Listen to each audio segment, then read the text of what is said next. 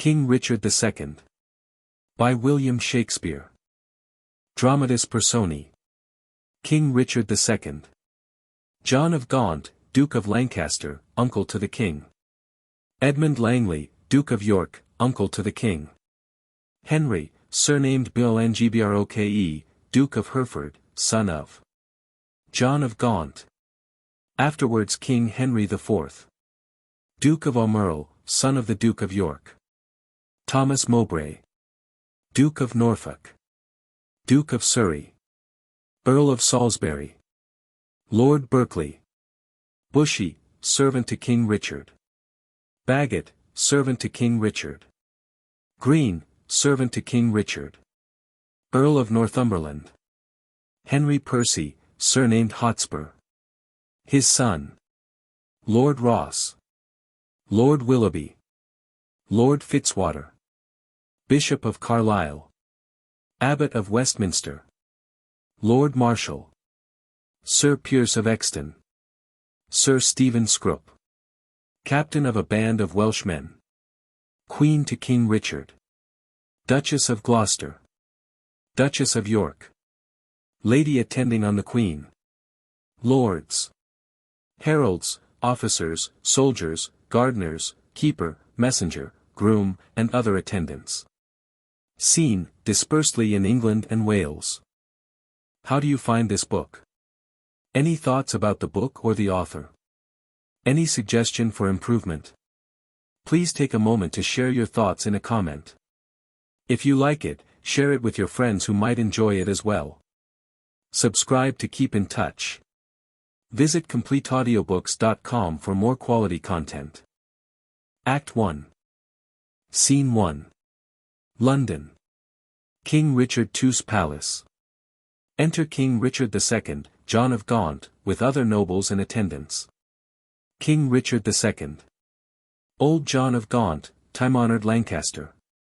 Hast thou, according to thy oath and band, brought hither Henry Hereford thy bold son, here to make good the boisterous late appeal, which then our leisure would not let us hear, against the Duke of Norfolk, Thomas Mowbray, John of Gaunt? I have, my liege. King Richard II. Tell me, moreover, hast thou sounded him, if he appeal the Duke on ancient malice, or worthily, as a good subject should, on some known ground of treachery in him? John of Gaunt. As near as I could sift him on that argument. On some apparent danger seen in him. Aimed at your highness, no inveterate malice. King Richard II. Then call them to our presence. Face to face. And frowning brow to brow, ourselves will hear. The accuser and the accused freely speak. High-stomached are they both, and full of ire. Enraged deaf as the sea, hasty as fire. Enter Henry Bolingbroke and Thomas Mowbray.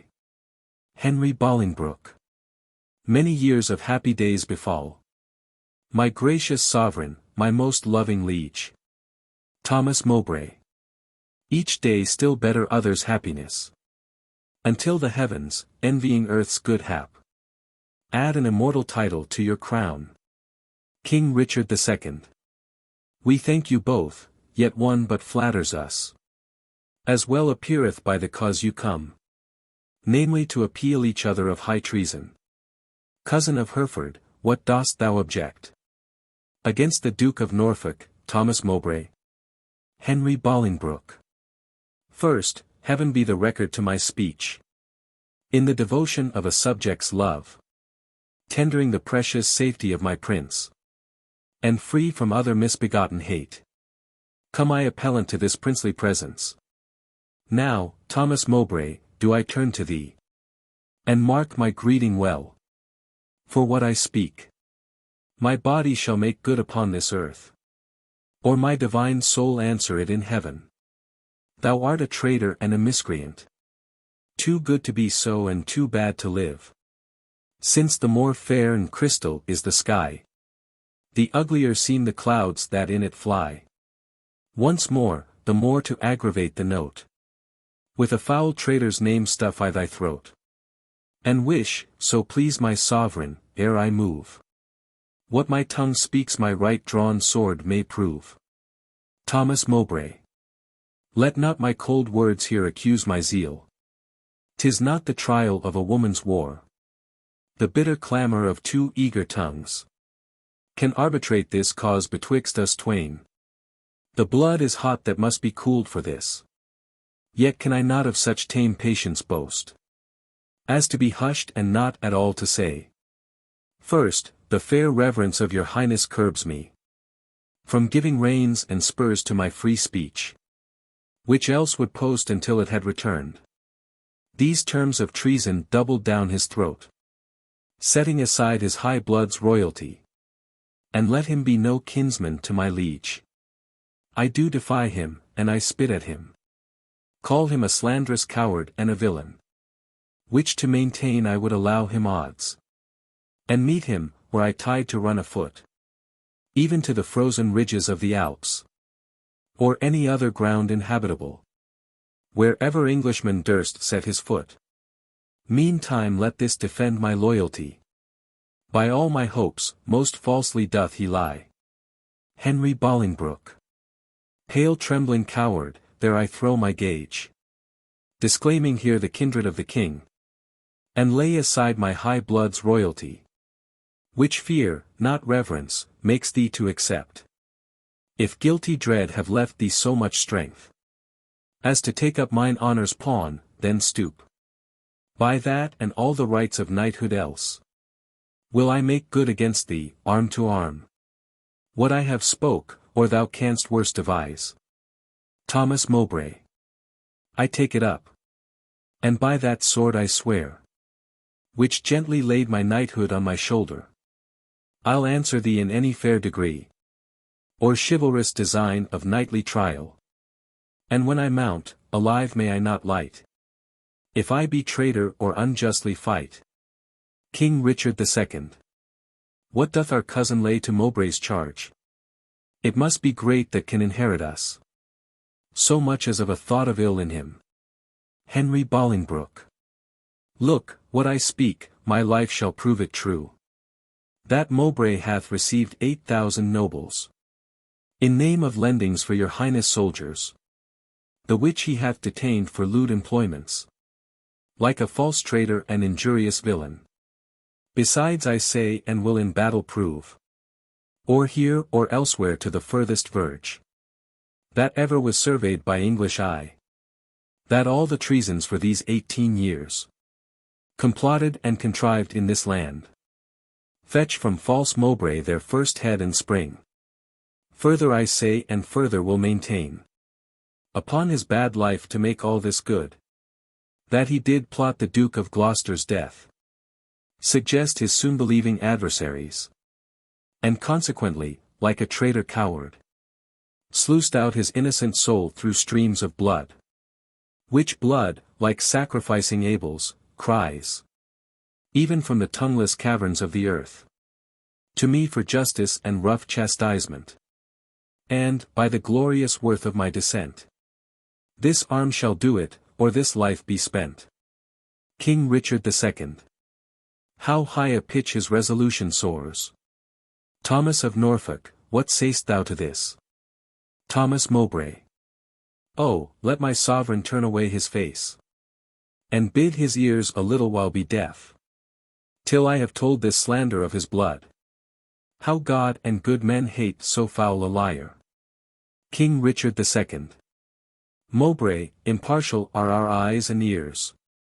Were he my brother, nay, my kingdom's heir, as he is but my father's brother's son.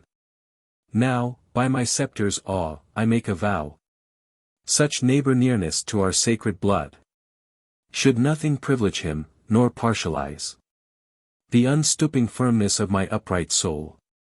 He is our subject, Mowbray. So art thou. Free speech and fearless I to thee allow. Thomas Mowbray. Then, Bolingbroke, as low as to thy heart, through the false passage of thy throat, thou least 3 parts of that receipt I had for Calais, disbursed I duly to his highness soldiers. The other part reserved I by consent. For that my sovereign liege was in my debt. Upon remainder of a dear account. Since last I went to France to fetch his queen. Now swallow down that lie. For Gloucester's death. I slew him not. But to my own disgrace. Neglected my sworn duty in that case. For you, my noble lord of Lancaster. The honorable father to my foe. Once did I lay an ambush for your life. A trespass that doth vex my grieved soul. But ere I last received the sacrament, I did confess it, and exactly begged your grace's pardon. And I hope I had it. This is my fault, as for the rest appealed. It issues from the rancor of a villain. A recreant and most degenerate traitor. Which in myself I boldly will defend. And interchangeably hurl down my gage. Upon this overweening traitor's foot. To prove myself a loyal gentleman. Even in the best blood chambered in his bosom. In haste whereof, most heartily I pray. Your Highness to assign our trial day. King Richard II. Wrath-kindled gentlemen, be ruled by me. Let's purge this choler without letting blood. This we prescribe, though no physician. Deep malice makes too deep incision. Forget, forgive, conclude and be agreed. Our doctors say this is no month to bleed. Good uncle, let this end where it begun. We'll calm the Duke of Norfolk, you your son. John of Gaunt. To be a make-peace shall become my age. Throw down, my son, the Duke of Norfolk's gage. King Richard II. And, Norfolk, throw down his. John of Gaunt. When, Harry, when. Obedience bids I should not bid again. King Richard II. Norfolk, throw down, we bid, there is no boot. Thomas Mowbray. Myself I throw, dread sovereign, at thy foot. My life thou shalt command, but not my shame. The one my duty owes, but my fair name. Despite of death that lives upon my grave. To dark dishonours use thou shalt not have. I am disgraced, impeached and baffled here. Pierced to the soul with slander's venomed spear. The which no balm can cure but his heart-blood. Which breathed this poison. King Richard II. Rage must be withstood. Give me his gage, lions make leopards tame. Thomas Mowbray. Yea, but not change his spots, take but my shame. And I resign my gage. My dear dear lord. The purest treasure mortal times afford. Is spotless reputation, that away. Men are but gilded loam or painted clay. A jewel in a 10 times barred up chest. Is a bold spirit in a loyal breast. Mine honor is my life. Both grow in one. Take honor from me, and my life is done. Then, dear my liege, mine honor let me try. In that I live and for that will I die. King Richard II. Cousin, throw up your gage, do you begin? Henry Bolingbroke. Oh, God defend my soul from such deep sin. Shall I seem crestfallen in my father's sight? Or with pale beggar fear impeach my height?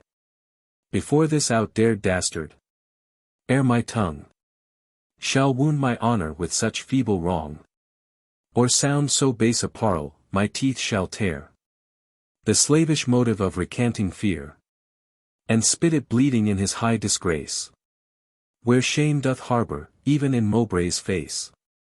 Exit John of Gaunt. King Richard II. We were not born to sue, but to command. Which since we cannot do to make you friends. Be ready, as your lives shall answer it. At Coventry, upon St. Lambert's day. There shall your swords and lances arbitrate. The swelling difference of your settled hate. Since we cannot atone you. We shall see. Justice design the victor's chivalry. Lord Marshal, command our officers at arms. Be ready to direct these home alarms. Exeunt. Scene 2. The Duke of Lancaster's palace. Enter John of Gaunt with Duchess. John of Gaunt. Alas, the part one had in Woodstock's blood doth more solicit me than your exclaims, to stir against the butchers of his life. But since correction lieth in those hands, which made the fault that we cannot correct, put we our quarrel to the will of heaven, who, when they see the hours ripe on earth, will rain hot vengeance on offenders' heads. Duchess. Finds brotherhood in thee no sharper spur? Hath love in thy old blood no living fire? Edward's 7 sons, whereof thyself art one, were as 7 vials of his sacred blood, or 7 fair branches springing from one root. Some of those 7 are dried by nature's course, some of those branches by the destinies cut. But Thomas, my dear lord, my life, my Gloucester, one vial full of Edward's sacred blood, one flourishing branch of his most royal root, is cracked, and all the precious liquor spilt, is hacked down, and his summer leaves all faded, by envy's hand and murder's bloody axe. Ah, Gaunt, his blood was thine. That bed, that womb, that metal, that self-mould, that fashioned thee, made him a man. And though thou livest and breathest, yet art thou slain in him, thou dost consent, in some large measure to thy father's death, in that thou sayest thy wretched brother die, who was the model of thy father's life. Call it not patience, Gaunt. It is despair. In suffering thus thy brother to be slaughtered, thou showest the naked pathway to thy life, teaching stern murder how to butcher thee. That which in mean men we entitle patience, is pale cold cowardice in noble breasts. What shall I say? To safeguard thine own life, the best way is to venge my Gloucester's death. John of Gaunt. God's is the quarrel, for God's substitute, his deputy anointed in his sight, hath caused his death, the which if wrongfully, let heaven revenge, for I may never lift an angry arm against his minister. Duchess. Where then, alas, may I complain myself? John of Gaunt. To God, the widow's champion and defense. Duchess. Why, then, I will. Farewell, old Gaunt. Thou goest to Coventry, there to behold our cousin Hereford and fell Mowbray fight. Oh, sit my husband's wrongs on Hereford's spear, that it may enter butcher Mowbray's breast. Or, if misfortune miss the first career, be Mowbray's sins so heavy in his bosom, they may break his foaming courser's back, and throw the rider headlong in the lists. A caitiff recreant to my cousin Hereford. Farewell, old Gaunt, thy sometimes brother's wife, with her companion grief must end her life. John of Gaunt. Sister, farewell, I must to Coventry. As much good stay with thee as go with me. Duchess. Yet one word more, grief boundeth where it falls. Not with the empty hollowness, but wait. I take my leave before I have begun. For sorrow ends not when it seemeth done. Commend me to thy brother, Edmund York. Lo, this is all, nay, yet depart not so. Though this be all, do not so quickly go. I shall remember more. Bid him a, what? With all good speed at Plashy visit me. Alack, and what shall good old York there see? But empty lodgings and unfurnished walls, unpeopled offices, untrodden stones. And what here there for welcome but my groans? Therefore commend me. Let him not come there, to seek out sorrow that dwells everywhere. Desolate, desolate, will I hence and die. The last leave of thee takes my weeping eye. Exeunt. Scene 3. The lists at Coventry. Enter the Lord Marshal and the Duke of Aumerle. Lord Marshal. My Lord Aumerle, is Harry Hereford armed? Duke of Aumerle. Yea, at all points, and longs to enter in. Lord Marshal. The Duke of Norfolk, spritefully in bold. Stays but the summons of the appellant's trumpet. Duke of Aumerle. Why, then, the champions are prepared, and stay. For nothing but his Majesty's approach. The trumpets sound, and King Richard enters with his nobles, John of Gaunt, Bushy, Bagot, Green, and others. When they are set, enter Thomas Mowbray in arms, defendant, with a herald. King Richard II. Marshal, demand of yonder champion. The cause of his arrival here in arms. Ask him his name and orderly proceed. To swear him in the justice of his cause. Lord Marshal. In God's name and the King's, say who thou art. And why thou comest thus knightly clad in arms. Against what man thou comest, and what thy quarrel. Speak truly, on thy knighthood and thy oath. As so defend thee heaven and thy valour. Thomas Mowbray. My name is Thomas Mowbray, Duke of Norfolk. Who hither come engaged by my oath. Which God defend and knight should violate. Both to defend my loyalty and truth. To God, my King and my succeeding issue. Against the Duke of Hereford that appeals me. And, by the grace of God and this mine arm. To prove him, in defending of myself. A traitor to my God, my King. And me. And as I truly fight, defend me heaven. The trumpets sound. Enter Henry Bolingbroke, appellant, in armour, with a herald. King Richard II. Marshal, ask yonder knight in arms. Both who he is and why he cometh hither. Thus plated in habiliments of war. And formally, according to our law. Depose him in the justice of his cause. Lord Marshal. What is thy name? And wherefore comest thou hither? Before King Richard in his royal lists. Against whom comest thou? And what's thy quarrel? Speak like a true knight, so defend thee heaven. Henry Bolingbroke. Harry of Hereford, Lancaster and Derby. Am I. Who ready here do stand in arms. To prove, by God's grace and my body's valour. In lists, on Thomas Mowbray, Duke of Norfolk. That he is a traitor, foul and dangerous. To God of heaven, King Richard, and to me. And as I truly fight, defend me heaven.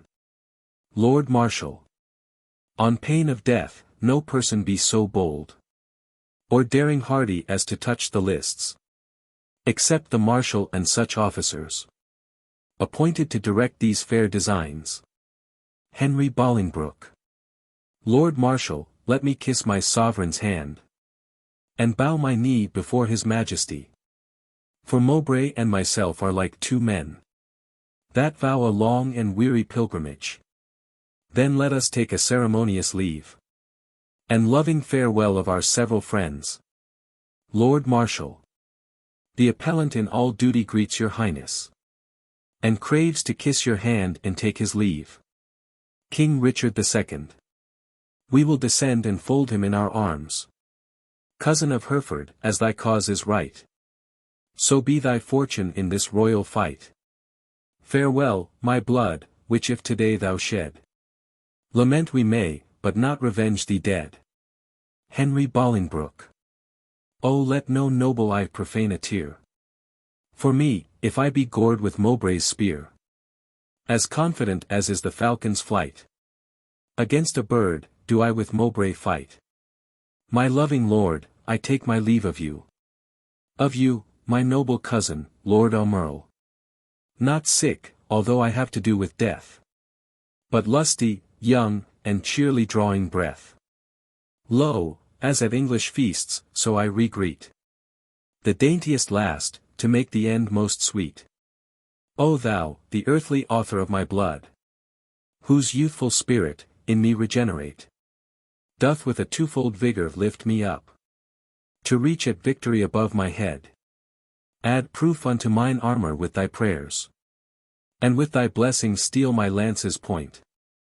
That it may enter Mowbray's waxen coat. And furbish new the name of John a Gaunt. even in the lusty haviour of his son. John of Gaunt. God in thy good cause make thee prosperous. Be swift like lightning in the execution.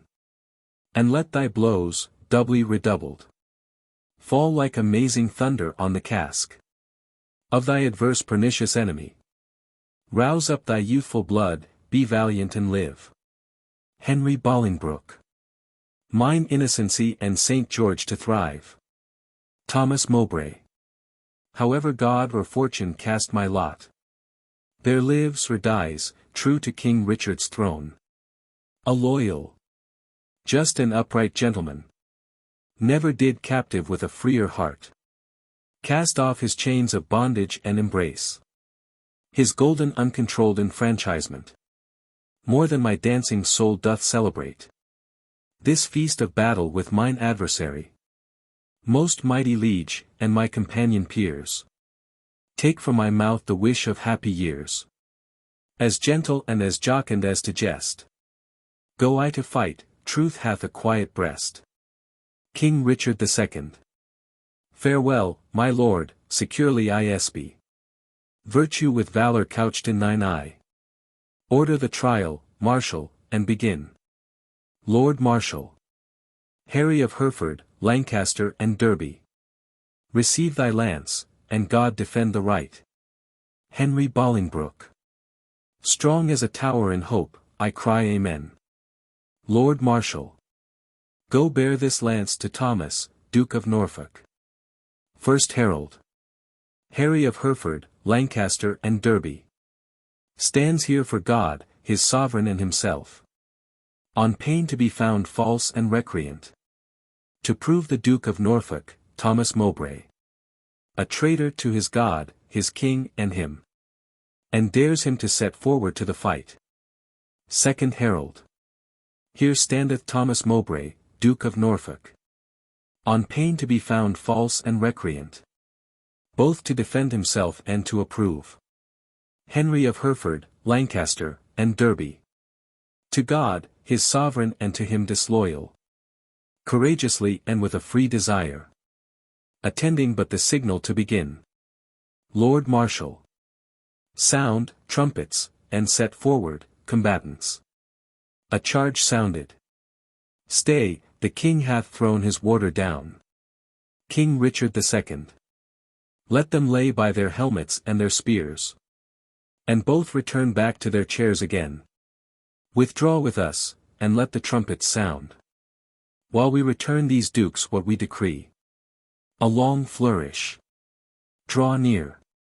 And list what with our counsel we have done. For that our kingdom's earth should not be soiled with that dear blood which it hath fostered. And for our eyes do hate the dire aspect of civil wounds ploughed up with neighbour's sword. And for we think the eagle-winged pride of sky-aspiring and ambitious thoughts, with rival-hating envy, set on you, to wake our peace, which in our country's cradle draws the sweet infant breath of gentle sleep, which so roused up with boisterous untuned drums, with harsh resounding trumpets' dreadful bray, and grating shock of wrathful iron arms, might from our quiet confines fright fair peace, and make us wade even in our kindred's blood. Therefore, we banish you our territories. You, cousin Hereford, upon pain of life. Till twice 5 summers have enriched our fields. Shall not regreet our fair dominions, but tread the stranger paths of banishment. Henry Bolingbroke. Your will be done, this must my comfort be. Sun that warms you here shall shine on me. And those his golden beams to you here lent, shall point on me and gild my banishment. King Richard II. Norfolk, for thee remains a heavier doom, which I with some unwillingness pronounce. The sly slow hours shall not determine it. The dateless limit of thy dear exile. The hopeless word of never to return. Breathe I against thee, upon pain of life. Thomas Mowbray. A heavy sentence, my most sovereign liege. And all unlooked for from your highness' mouth. A dearer merit, not so deep a maim. as to be cast forth in the common air. Have I deserved at your highness' hands the language I have learned these 40 years? My native English, now I must forego. And now my tongue's use is to me no more than an unstringed viol or a harp, or like a cunning instrument cased up, or, being open, put into his hands, that knows no touch to tune the harmony. Within my mouth you have engaled my tongue, doubly portcullised with my teeth and lips, and dull unfeeling barren ignorance is made my jailer to attend on me. I am too old to fawn upon a nurse, too far in years to be a pupil now. What is thy sentence then but speechless death, which robs my tongue from breathing native breath? King Richard II. It boots thee not to be compassionate. After our sentence planing comes too late. Thomas Mowbray. Then thus I turn me from my country's light, to dwell in solemn shades of endless night. King Richard II. Return again, and take an oath with thee. Lay on our royal sword your banished hands. Swear by the duty that you owe to God. Our part therein we banish with yourselves, to keep the oath that we administer. You never shall, so help you truth and God, embrace each other's love in banishment, nor never look upon each other's face, nor never write, re-greet, nor reconcile this lowering tempest of your homebred hate, nor never by advised purpose meet to plot, contrive, or complot any ill gainst us, our state, our subjects, or our land. Henry Bolingbroke. I swear. Thomas Mowbray. And I, to keep all this. Henry Bolingbroke. Norfolk, so far as to mine enemy. By this time, had the king permitted us, one of our souls had wandered in the air, banished this frail sepulchre of our flesh, as now our flesh is banished from this land. Confess thy treasons ere thou fly the realm. Since thou hast far to go, bear not along the clogging burthen of a guilty soul. Thomas Mowbray. No, Bolingbroke, if ever I were traitor, my name be blotted from the book of life, and I from heaven banished as from hence. But what thou art, God, thou, and I do know. And all too soon, I fear, the king shall rue. Farewell, my liege. Now no way can I stray, save back to England, all the world's my way. Exit. King Richard II. Uncle, even in the glasses of thine eyes, I see thy grieved heart, thy sad aspect hath from the number of his banished years plucked 4 away. To Henry Bolingbroke. 6 frozen winter spent. Return with welcome home from banishment. Henry Bolingbroke. How long a time lies in one little word. 4 lagging winters and 4 wanton springs end in a word, such is the breath of kings. John of Gaunt. I thank my liege, that in regard of me, he shortens 4 years of my son's exile. But little vantage shall I reap thereby. For, ere the 6 years that he hath to spend can change their moons and bring their times about, my oil-dried lamp and time-wasted light shall be extinct with age and endless night. My inch of taper will be burnt and done, and blindfold death not let me see my son. King Richard II. Why, uncle, thou hast many years to live. John of Gaunt. But not a minute, king, that thou canst give. Shorten my days thou canst with sullen sorrow, and pluck nights from me, but not lend a morrow. Thou canst help time to furrow me with age, but stop no wrinkle in his pilgrimage. Thy word is current with him for my death. But dead, thy kingdom cannot buy my breath. King Richard II. Thy son is banished upon good advice, whereto thy tongue a party verdict gave. Why at our justice seem'st thou then to lour? John of Gaunt. Things sweet to taste prove in digestion sour. You urged me as a judge, but I had rather. You would have bid me argue like a father. Oh, had it been a stranger, not my child. To smooth his fault I should have been more mild. A partial slander sought I to avoid. And in the sentence my own life destroyed.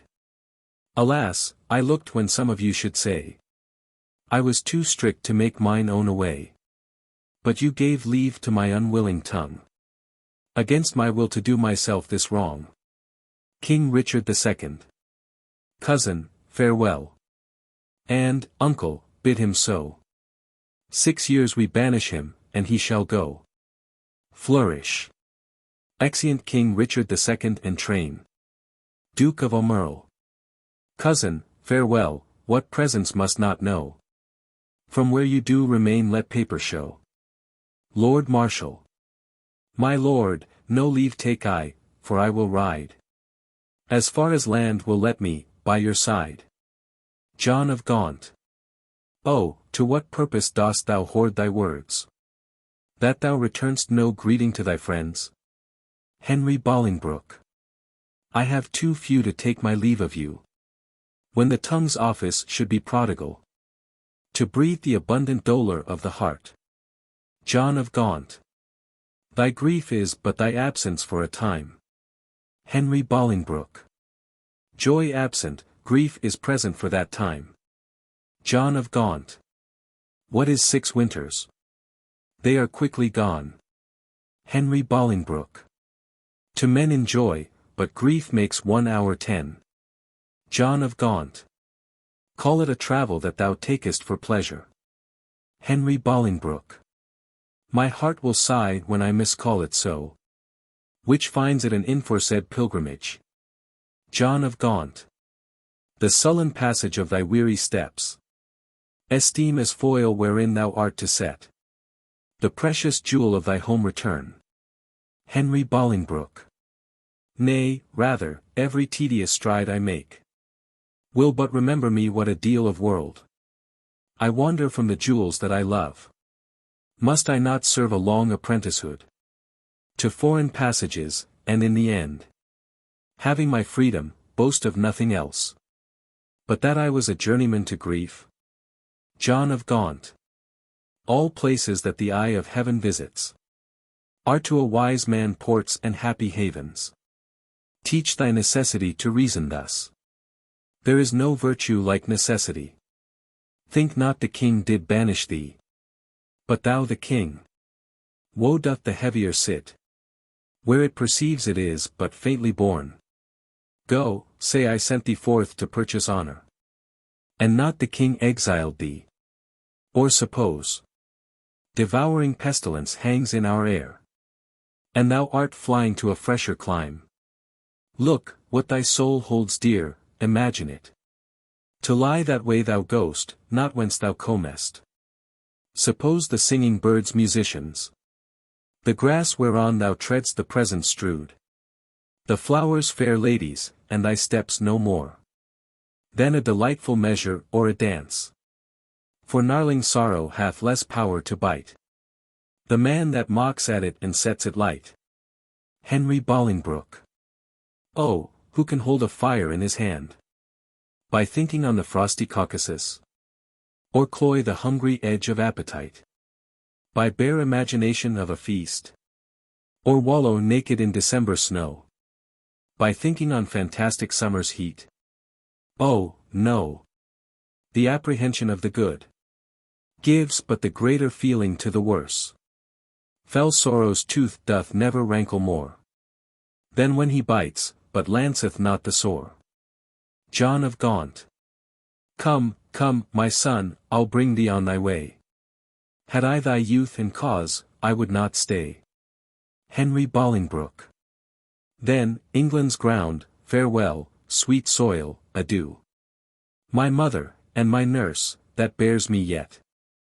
Where'er I wander, boast of this I can. Though banished, yet a true-born Englishman. Exeunt. Scene 4. The Court. Enter King Richard II, with Bagot and Green at one door, and the Duke of Aumerle at another. King Richard II. We did observe. Cousin O'Merle. How far brought you High Hereford on his way? Duke of O'Merle. I brought High Hereford, if you call him so. But to the next highway, and there I left him. King Richard II. And say, what store of parting tears were shed? Duke of O'Merle.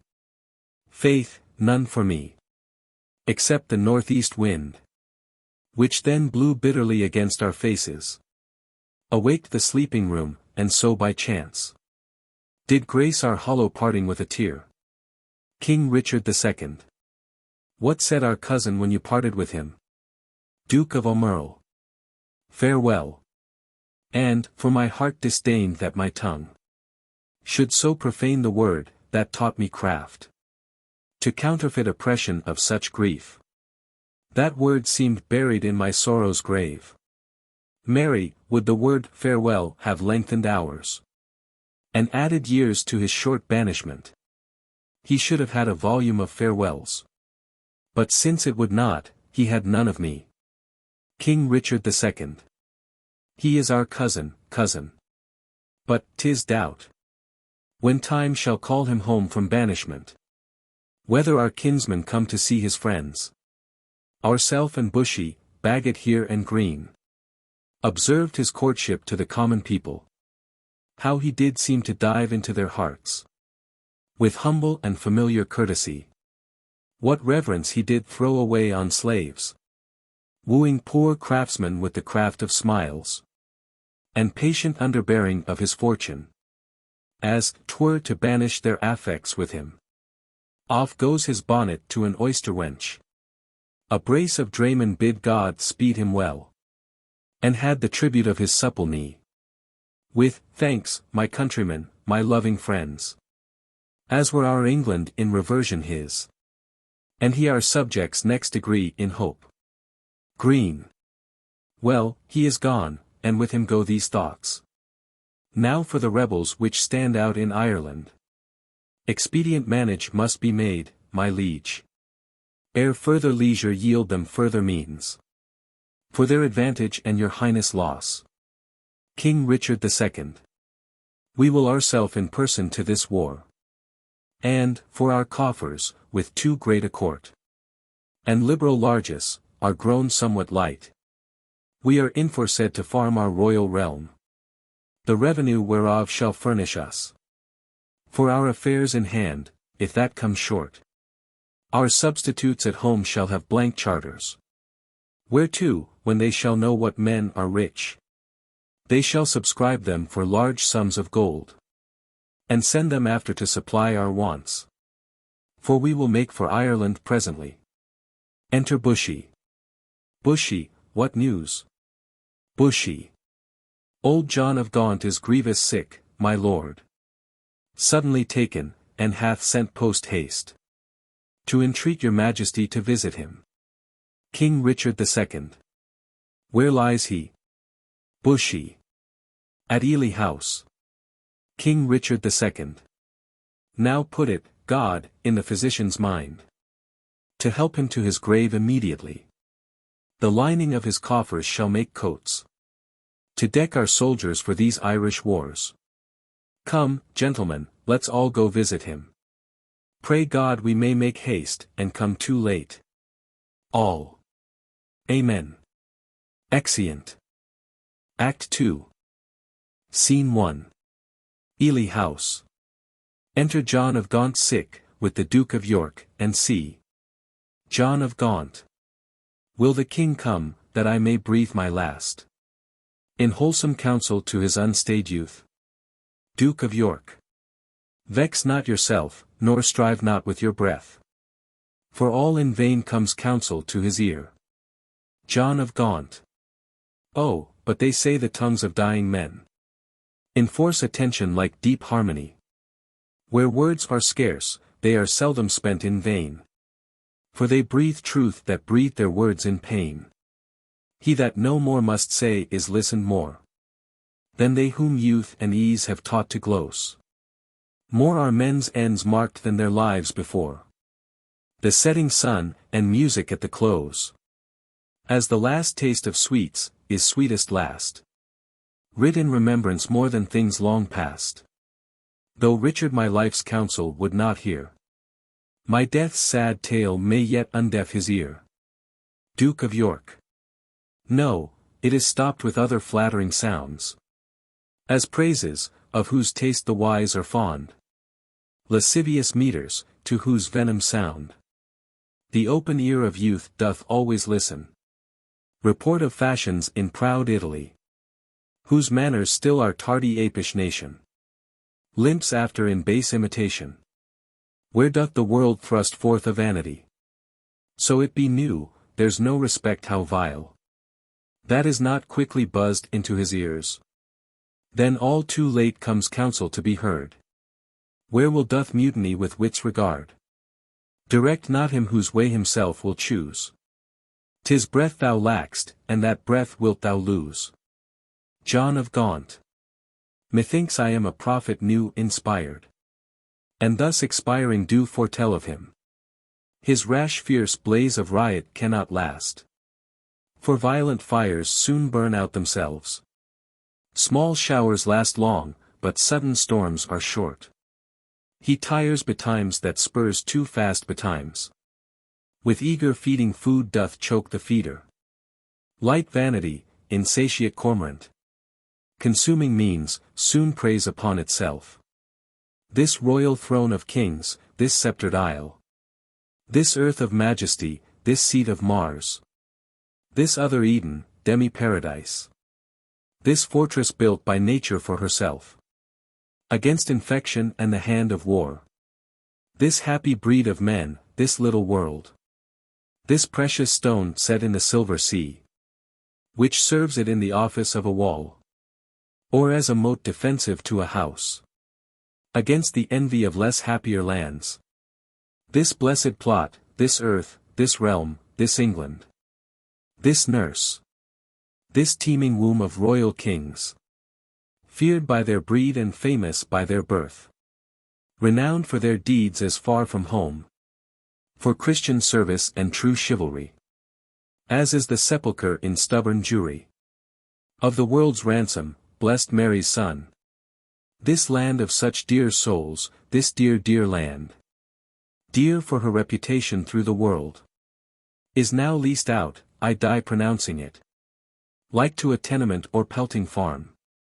England, bound in with the triumphant sea, whose rocky shore beats back the envious siege of watery Neptune, is now bound in with shame, with inky blots and rotten parchment bonds. That England, that was wont to conquer others, hath made a shameful conquest of itself. Ah, would the scandal vanish with my life! How happy then were my ensuing death! Enter King Richard II and Queen, Duke of Almerle, Bushy, Green, Bagot, Lord Ross, and Lord Willoughby, Duke of York.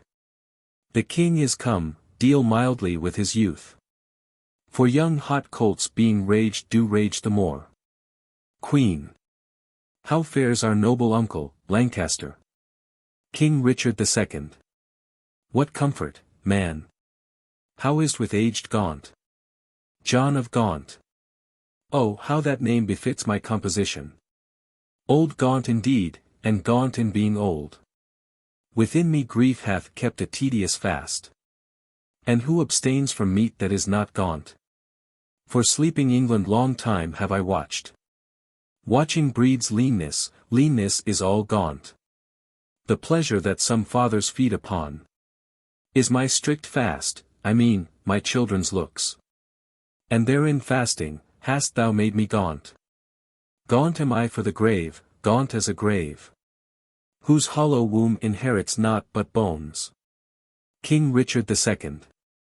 Can sick men play so nicely with their names? John of Gaunt. No, misery makes sport to mock itself. Since thou dost seek to kill my name in me, I mock my name, great King, to flatter thee. King Richard II.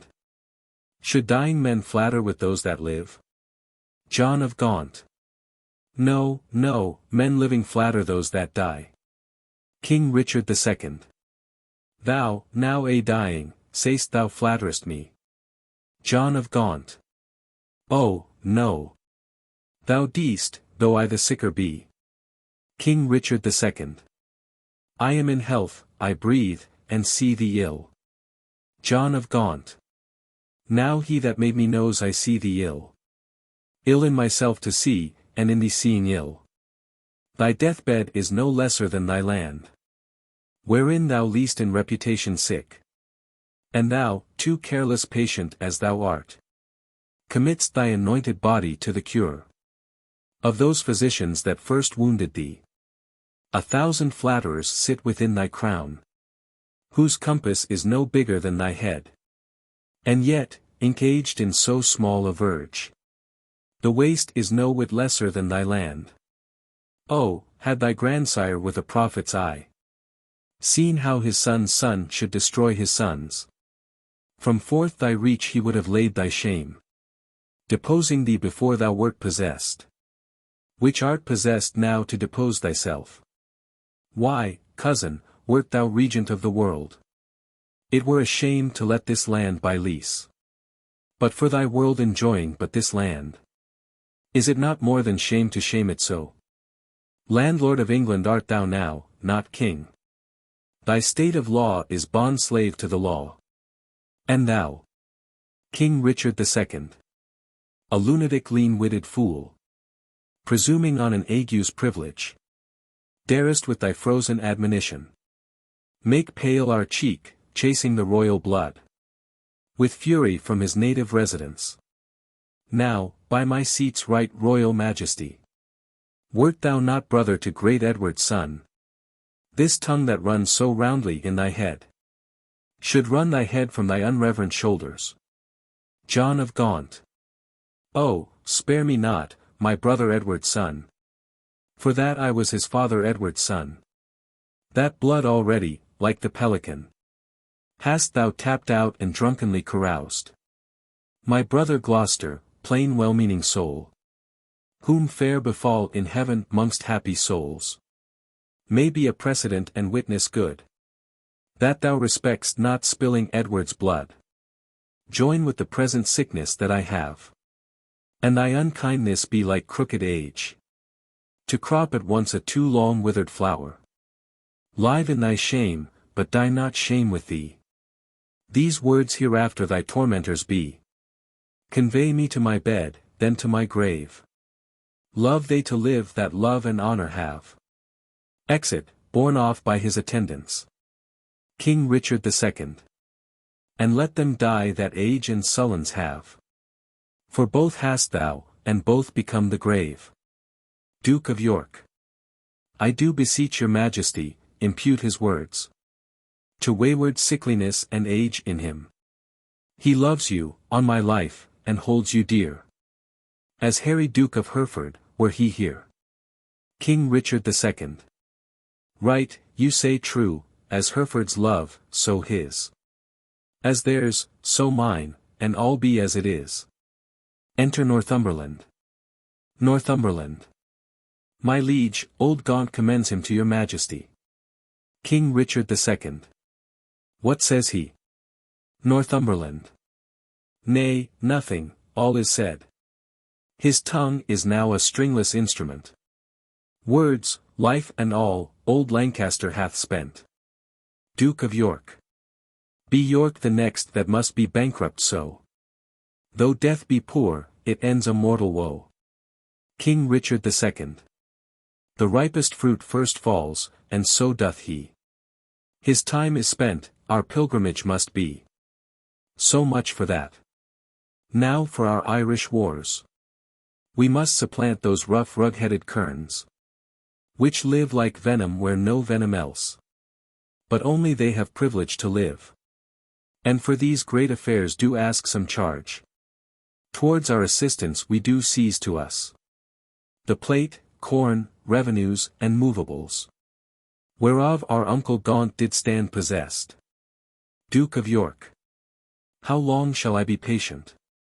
Ah, how long? Shall tender duty make me suffer wrong? Not Gloucester's death, nor Hereford's banishment, Not Gaunt's rebukes, nor England's private wrongs. Nor the prevention of poor Bolingbroke. About his marriage, nor my own disgrace. Have ever made me sour my patient cheek. Or bend one wrinkle on my sovereign's face. I am the last of noble Edward's sons. Of whom thy father, Prince of Wales, was first. In war was never lion raged more fierce. In peace was never gentle lamb more mild. Then was that young and princely gentleman. His face thou hast, for even so looked he. Accomplished with the number of thy hours. But when he frowned, it was against the French. And not against his friends. His noble hand did will what he did spend and spent not that which his triumphant father's hand had won. His hands were guilty of no kindred blood, but bloody with the enemies of his kin. O Richard! York is too far gone with grief. Or else he never would compare between King Richard II. Why, uncle, what's the matter? Duke of York. O my liege! Pardon me, if you please, if not I, pleased not to be pardoned, am content withal. Seek you to seize and gripe into your hands the royalties and rights of banished Hereford. Is not Gaunt dead, and doth not Hereford live? Was not Gaunt just, and is not Harry true? Did not the one deserve to have an heir?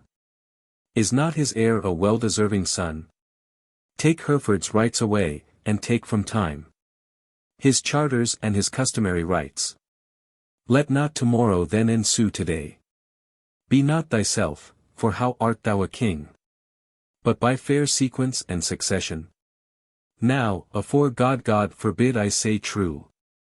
If you do wrongfully seize Hereford's rights, call in the letters patent that he hath by his attorneys general to sue his livery, and deny his offered homage. You pluck 1,000 dangers on your head. You lose 1,000 well-disposed hearts. And prick my tender patience, to those thoughts which honor and allegiance cannot think. King Richard II. Think what you will, we seize into our hands his plate, his goods, his money and his lands. Duke of York. I'll not be by the while, my liege, farewell. What will ensue hereof, there's none can tell. But by bad courses may be understood that their events can never fall out good. Exit. King Richard II. Go, Bushy, to the Earl of Wiltshire straight. Bid him repair to us to Ely House to see this business. Tomorrow next we will for Ireland. And 'tis time, I trow. And we create, in absence of ourself, our Uncle York Lord Governor of England. For he is just and always loved us well. Come on, our Queen, tomorrow must we part. Be merry, for our time of stay is short. Flourish. Exeunt King Richard II, Queen, Duke of Almerle, Bushy, Green, and Bagot. Northumberland. Well, lords, the Duke of Lancaster is dead.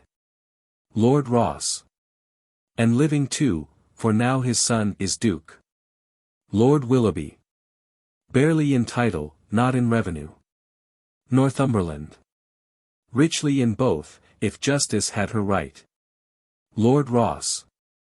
My heart is great, but it must break with silence. Ere't be disburdened with a liberal tongue. Northumberland. Nay, speak thy mind. And let him ne'er speak more. That speaks thy words again to do thee harm. Lord Willoughby. Tends that thou wouldst speak to the Duke of Hereford. If it be so, out with it boldly, man. Quick is mine ear to hear of good towards him. Lord Ross. No good at all that I can do for him. Unless you call it good to pity him. Bereft and gelded of his patrimony. Northumberland. Now, afore God, 'tis shame such wrongs are borne. In him, a royal prince, and many mo. Of noble blood in this declining land. The king is not himself, but basely led. By flatterers. And what they will inform. Merely in hate, gainst any of us all. That will the king severely prosecute. Gainst us, our lives, our children, and our heirs. Lord Ross. The commons hath he pilled with grievous taxes. And quite lost their hearts, the nobles hath he fined. For ancient quarrels, and quite lost their hearts. Lord Willoughby. And daily new exactions are devised. As blanks, benevolences, and I wot not what. But what, O God's name, doth become of this? Northumberland. Wars have not wasted it, for ward he hath not. But basely yielded upon compromise. That which his noble ancestors achieved with blows. More hath he spent in peace than they in wars. Lord Ross. The Earl of Wiltshire hath the realm in farm. Lord Willoughby. The king's grown bankrupt, like a broken man. Northumberland. Reproach and dissolution hangeth over him. Lord Ross. He hath not money for these Irish wars. His burthenous taxations notwithstanding. But by the robbing of the banished duke. Northumberland. His noble kinsman, most degenerate king. But, lords, we hear this fearful tempest sing. Yet see no shelter to avoid the storm. We see the wind sit sore upon our sails. And yet we strike not, but securely perish.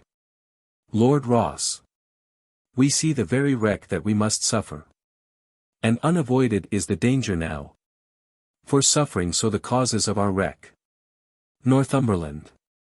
Not so, even through the hollow eyes of death. I spy life peering, but I dare not say how near the tidings of our comfort is. Lord Willoughby. Nay, let us share thy thoughts, as thou dost ours. Lord Ross. Be confident to speak, Northumberland. We three are but thyself, and, speaking so, thy words are but as thoughts, therefore, be bold. Northumberland. Then thus, I have from Port Le Blanc, a bay. In Brittany, received intelligence. That hairy Duke of Hereford, Reynold Lord Cobham. That late broke from the Duke of Exeter. His brother, Archbishop late of Canterbury. Sir Thomas Erpingham, Sir John Ramston. Sir John Norbury, Sir Robert Waterton and Francis Quoint. All these well furnished by the Duke of Bretagne. With 8 tall ships, 3,000 men of war. Are making hither with all due expedience. And shortly mean to touch our northern shore. Perhaps they had ere this, but that they stay. The first departing of the king for Ireland. If then we shall shake off our slavish yoke. Imp out our drooping country's broken wing. Redeem from broken pawn the blemished crown. Wipe off the dust that hides our scepter's guilt. And make high majesty look like itself. Away with me in post to Ravensburg. But if you faint, as fearing to do so, stay and be secret, and myself will go. Lord Ross. To horse, to horse. Urge doubts to them that fear.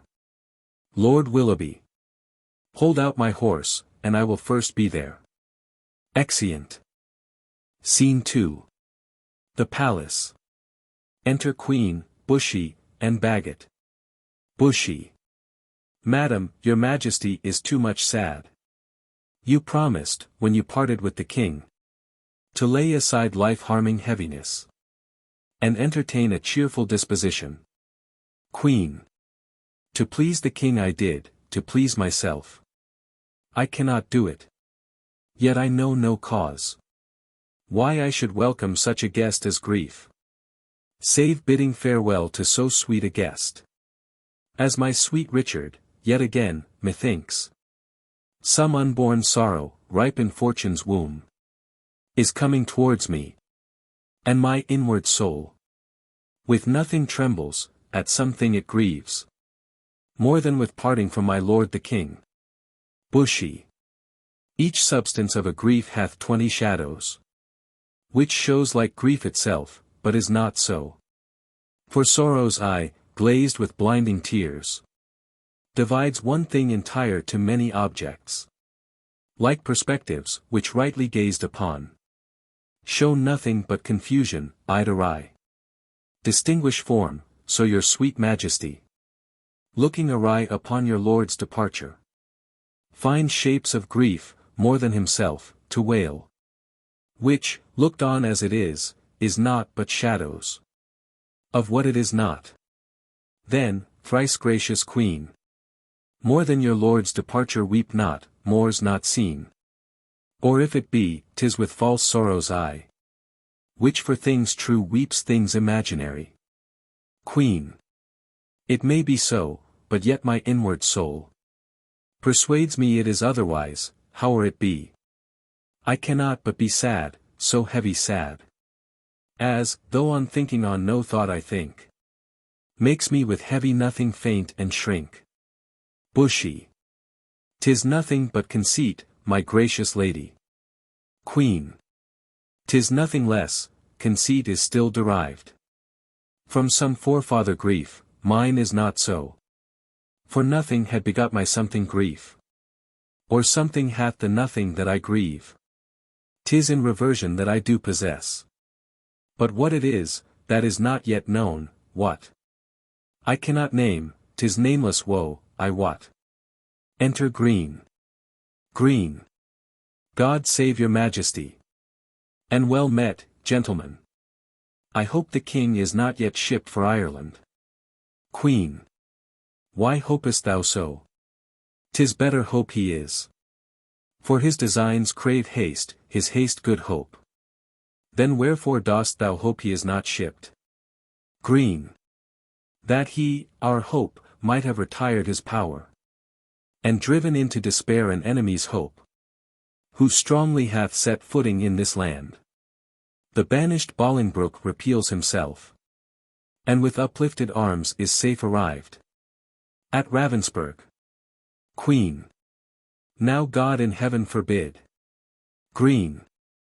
Ah, madam, 'tis too true, and that is worse.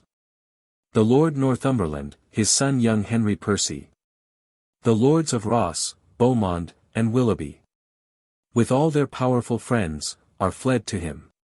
Bushy. Why have you not proclaimed Northumberland?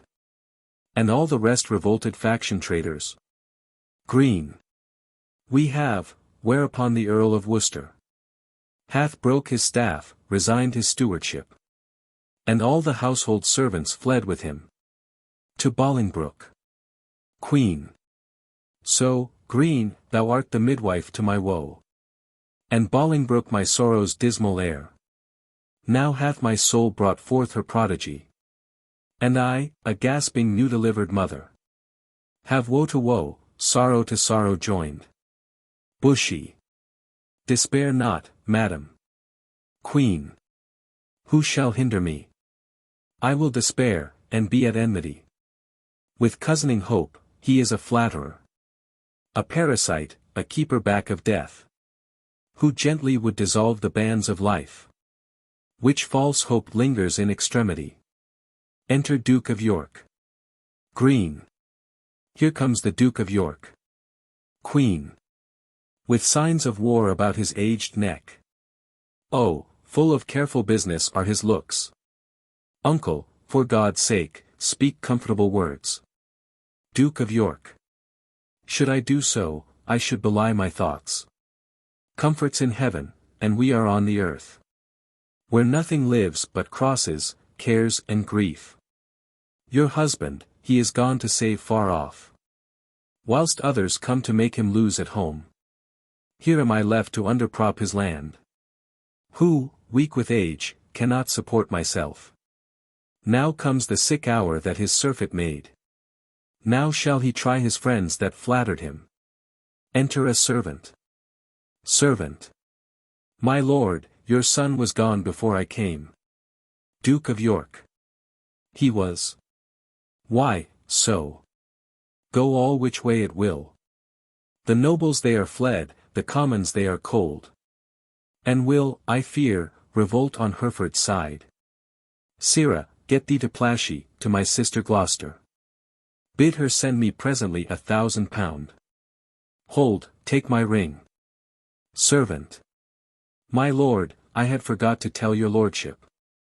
Today, as I came by, I called there. But I shall grieve you to report the rest. Duke of York. What is't, knave? Servant. An hour before I came, the Duchess died.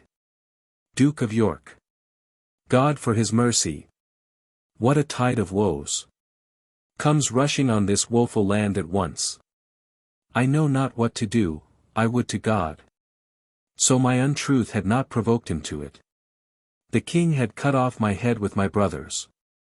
What, are there no posts dispatched for Ireland? How shall we do for money for these wars? Come, sister, cousin, I would say pray, pardon me.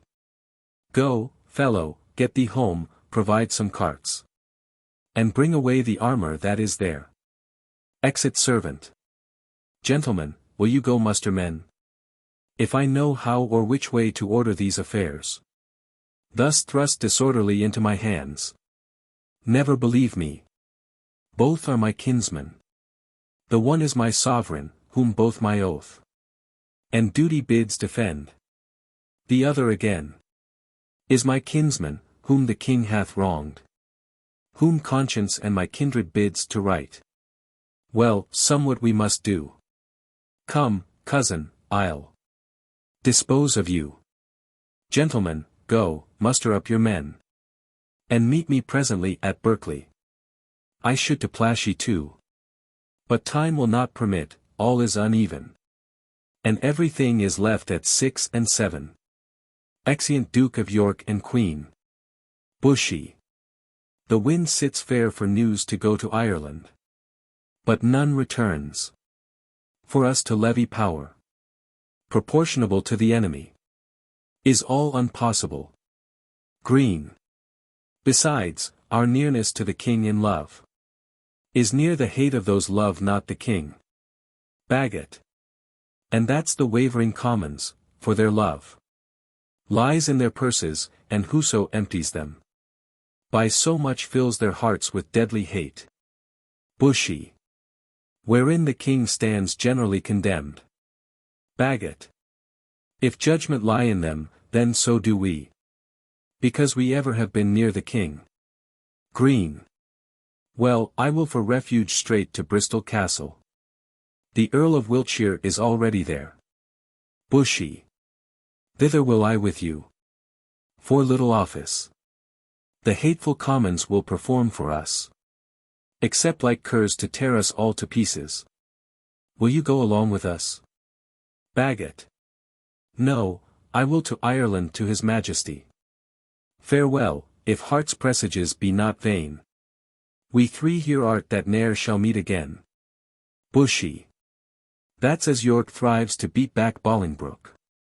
Green. Alas, poor Duke. The task he undertakes is numbering sands and drinking oceans dry. Where one on his side fights, thousands will fly. Farewell at once, for all, and ever. Bushy. Well, we may meet again. Bagot. I fear me, never. Exeunt. Scene 3. Wilds in Gloucestershire. Enter Henry Bolingbroke and Northumberland, with forces. Henry Bolingbroke. How far is it, my lord, to Berkeley now? Northumberland. Believe me, noble lord, I am a stranger here in Gloucestershire. These high wild hills and rough uneven ways draws out our miles, and makes them wearisome. And yet your fair discourse hath been as sugar, making the hard way sweet and delectable. But I bethink me what a weary way from Ravensburg to Cotswold will be found. In Ross and Willoughby, wanting your company, which, I protest, hath very much beguiled the tediousness and process of my travel. But theirs is sweetened with the hope to have the present benefit which I possess. And hope to joy is little less in joy than hope enjoyed. By this the weary lords shall make their way seem short, as mine hath done. By sight of what I have, your noble company. Henry Bolingbroke. Of much less value is my company than your good words. But who comes here? Enter Henry Percy. Northumberland. It is my son, young Harry Percy. Sent from my brother Worcester, whencesoever. Harry, how fares your uncle? Henry Percy. I had thought, my lord, to have learned his health of you. Northumberland. Why, is he not with the Queen? Henry Percy. No, my good lord, he hath forsook the court. Broken his staff of office and dispersed the household of the king. Northumberland. What was his reason? He was not so resolved when last we spake together. Henry Percy. Because your lordship was proclaimed traitor. But he, my lord, is gone to Ravensburg, to offer service to the Duke of Hereford, and sent me over by Berkeley, to discover what power the Duke of York had levied there. Then with directions to repair to Ravensburg. Northumberland. Have you forgot the Duke of Hereford, boy? Henry Percy. No, my good lord, for that is not forgot. Which ne'er I did remember, to my knowledge. I never in my life did look on him. Northumberland. Then learn to know him now. This is the Duke. Henry Percy. My gracious lord, I tender you my service. Such as it is, being tender, raw and young. Which elder days shall ripen and confirm to more approved service and desert. Henry Bolingbroke. I thank thee, gentle Percy. And be sure, I count myself in nothing else so happy as in a soul remembering my good friends. And, as my fortune ripens with thy love, it shall be still thy true love's recompense. My heart this covenant makes, my hand thus seals it. Northumberland. How far is it to Berkeley? And what stir keeps good old York there with his men of war? Henry Percy. There stands the castle, by yon tuft of trees, manned with 300 men, as I have heard. And in it are the lords of York, Berkeley, and Seymour. None else of name and noble estimate. Enter Lord Ross and Lord Willoughby. Northumberland. Here come the lords of Ross and Willoughby. Bloody with spurring, fiery red with haste. Henry Bolingbroke. Welcome, my lords. I what your love pursues. A banished traitor, all my treasury is yet but unfelt thanks, which more enriched shall be your love and labour's recompense. Lord Ross. Your presence makes us rich, most noble lord. Lord Willoughby. And far surmounts our labour to attain it. Henry Bolingbroke. Evermore thanks, the exchequer of the poor, which, till my infant fortune comes to years, stands for my bounty. But who comes here? Enter Lord Berkeley. Northumberland. It is my Lord of Berkeley, as I guess. Lord Berkeley. My Lord of Hereford, my message is to you. Henry Bolingbroke. My lord, my answer is to Lancaster. And I am come to seek that name in England. And I must find that title in your tongue, before I make reply to aught you say. Lord Berkeley. Mistake me not, my lord. 'Tis not my meaning to raise one title of your honour out. To you, my lord, I come, what lord you will, from the most gracious regent of this land, the Duke of York, to know what pricks you on, to take advantage of the absent time, and fright our native peace with self-born arms.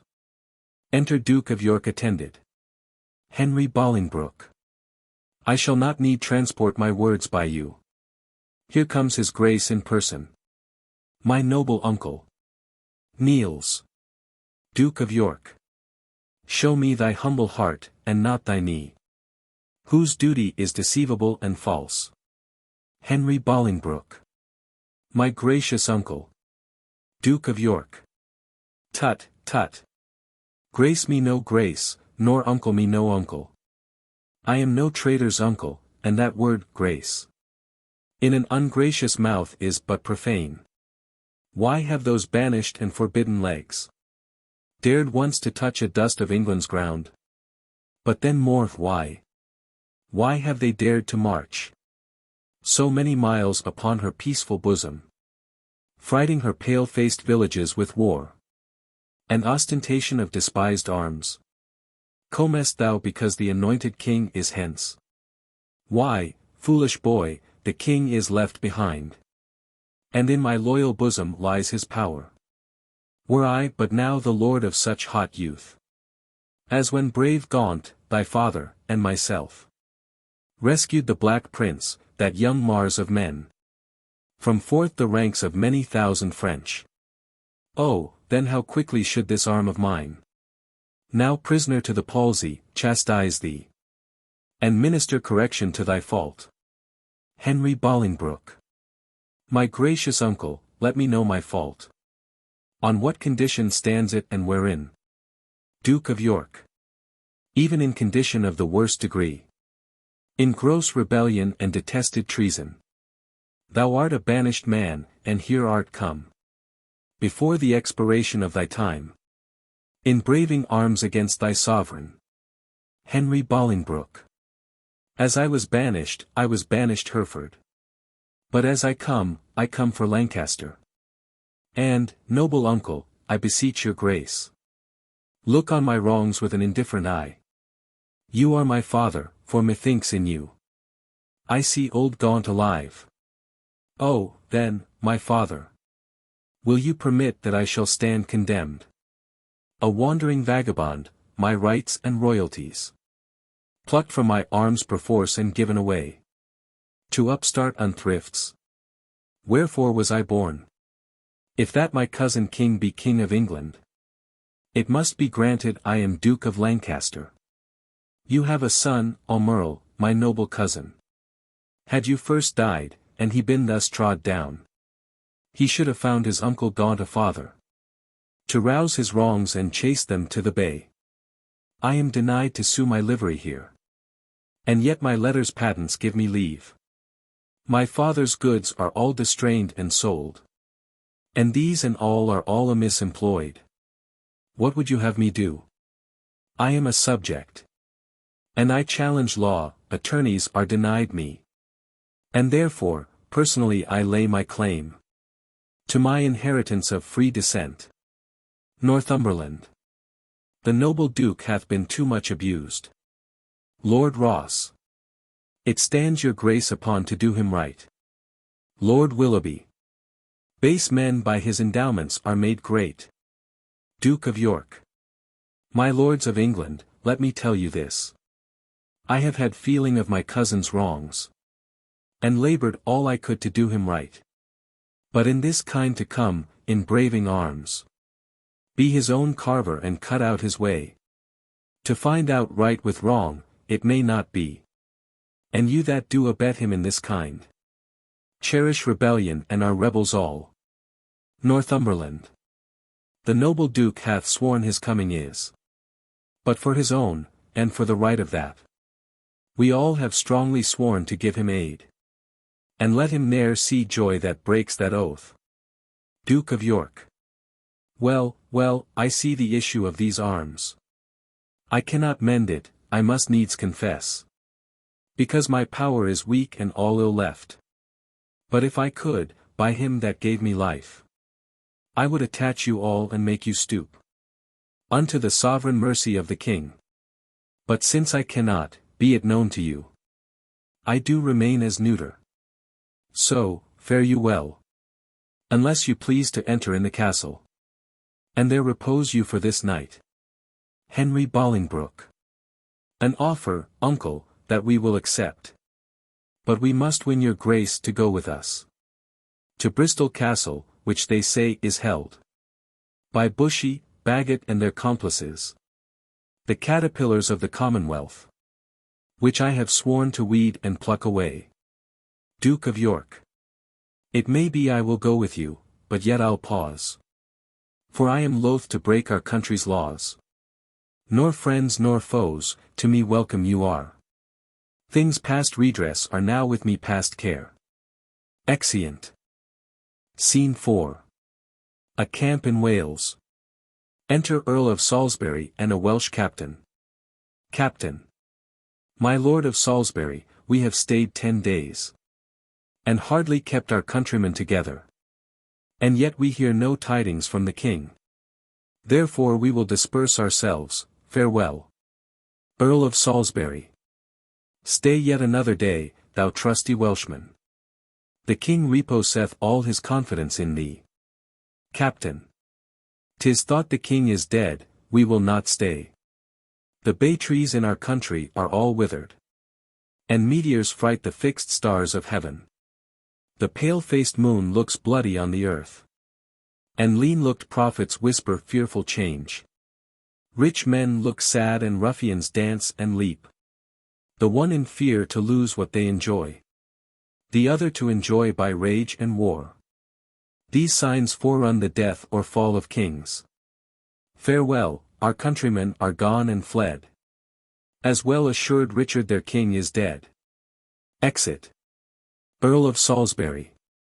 Ah, Richard, with the eyes of heavy mind. I see thy glory like a shooting star.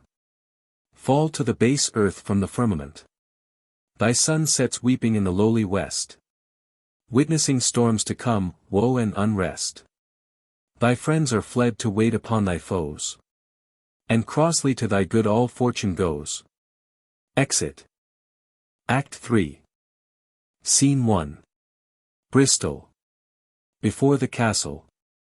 Enter Henry Bolingbroke, Duke of York, Northumberland, Lord Ross, Henry Percy, Lord Willoughby, with Bushy and Green, prisoners. Henry Bolingbroke. Bring forth these men. Bushy and Green, I will not vex your souls. Since presently your souls must part your bodies. With too much urging your pernicious lives. For 'twere no charity. Yet, to wash your blood. From off my hands, here in the view of men. I will unfold some causes of your deaths. You have misled a prince, a royal king. A happy gentleman in blood and lineaments. By you unhappied and disfigured clean. You have in manner with your sinful hours. Made a divorce betwixt his queen and him.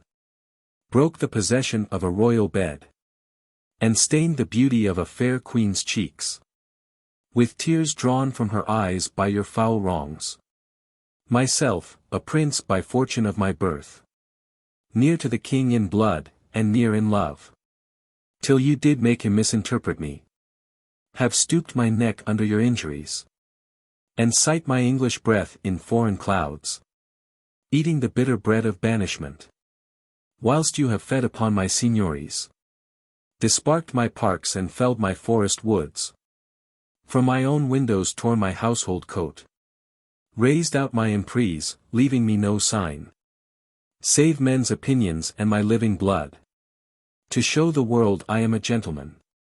This and much more than twice all this. Condemns you to the death. See them delivered over. To execution and the hand of death. Bushy. More welcome is the stroke of death to me. Than Bolingbroke to England. Lords, farewell. Green. My comfort is that heaven will take our souls. And plague injustice with the pains of hell. Henry Bolingbroke. My Lord Northumberland, see them dispatched. Exeunt Northumberland and others, with the prisoners. Uncle, you say the Queen is at your house. For God's sake, fairly let her be entreated. Tell her I send to her my kind commends. Take special care my greetings be delivered. Duke of York. A gentleman of mine I have dispatched. With letters of your love to her at large. Henry Bolingbroke. Thank, gentle uncle. Come, lords, away. To fight with Glendower and his complices. A while to work, and after holiday. Exeunt. Scene 2. The coast of Wales. A castle in view. Drums, flourish and colours. Enter King Richard II, the Bishop of Carlisle, Duke of Almerle, and soldiers. King Richard II. Barclawfleet Castle call they this at hand? Duke of Almerle. Yea, my lord.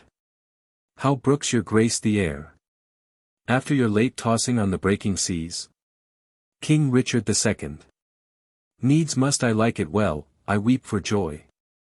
To stand upon my kingdom once again. Dear earth, I do salute thee with my hand. Though rebels wound thee with their horses' hoofs. As a long-parted mother with her child. Plays fondly with her tears and smiles in meeting. So, weeping, smiling, greet I thee, my earth. And do thee favours with my royal hands. Feed not thy sovereign's foe, my gentle earth. Nor with thy sweets comfort his ravenous sense. But let thy spiders, that suck up thy venom. And heavy-gated toads lie in their way. Doing annoyance to the treacherous feet. Which with usurping steps do trample thee. Yield stinging nettles to mine enemies. And when they from thy bosom pluck a flower. Guard it, I pray thee, with a lurking adder. Whose double tongue may with a mortal touch. Throw death upon thy sovereign's enemies. Mock not my senseless conjuration, lords. This earth shall have a feeling and these stones. Prove armed soldiers, ere her native king. Shall falter under foul rebellion's arms. Bishop of Carlisle. Fear not, my lord, that power that made you king. Hath power to keep you king in spite of all. The means that heaven yields must be embraced. And not neglected. Else, if heaven would. And we will not, heaven's offer we refuse. The proffered means of succor and redress. Duke of Almerle. He means, my lord, that we are too remiss. Whilst Bolingbroke, through our security, grows strong and great in substance and in power. King Richard II. Discomfortable cousin. Know'st thou not that when the searching eye of heaven is hid behind the globe, that lights the lower world, then thieves and robbers range abroad unseen, in murders and in outrage, boldly here. But when from under this terrestrial ball, he fires the proud tops of the eastern pines, and darts his light through every guilty hole, then murders, treasons and detested sins, the cloak of night being plucked from off their backs, stand bare and naked, trembling at themselves. So when this thief, this traitor, Bolingbroke, who all this while hath revelled in the night, whilst we were wandering with the antipodes, shall see us rising in our throne, the east, his treasons will sit blushing in his face, not able to endure the sight of day, but self-affrighted tremble at his sin. Not all the water in the rough rude sea can wash the balm off from an anointed king. The breath of worldly men cannot depose the deputy elected by the Lord. For every man that Bolingbroke hath pressed to lift shrewd steel against our golden crown, God for his Richard hath in heavenly pay a glorious angel. Then, if angels fight, weak men must fall, for heaven still guards the right. Enter Earl of Salisbury. Welcome, my lord. How far off lies your power? Earl of Salisbury. Nor near nor farther off, my gracious lord, than this weak arm. Discomfort guides my tongue, and bids me speak of nothing but despair. One day too late, I fear me, noble lord, hath clouded all thy happy days on earth. Oh, call back yesterday, bid time return, and thou shalt have 12,000 fighting men. Today, unhappy day, too late. Earth rose thy joys, friends, fortune and thy state.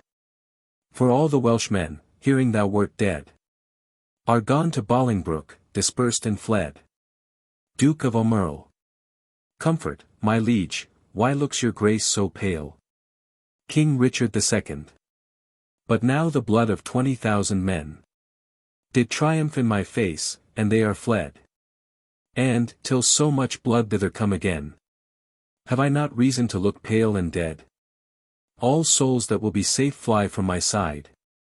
For time hath set a blot upon my pride. Duke of Aumerle. Comfort, my liege, remember who you are.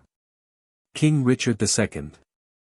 I had forgot myself, am I not king? Awake, thou coward majesty. Thou sleepest. Is not the king's name 20,000 names? Arm, my name. A puny subject strikes. At thy great glory. Look not to the ground. Ye favourites of a king, are we not high?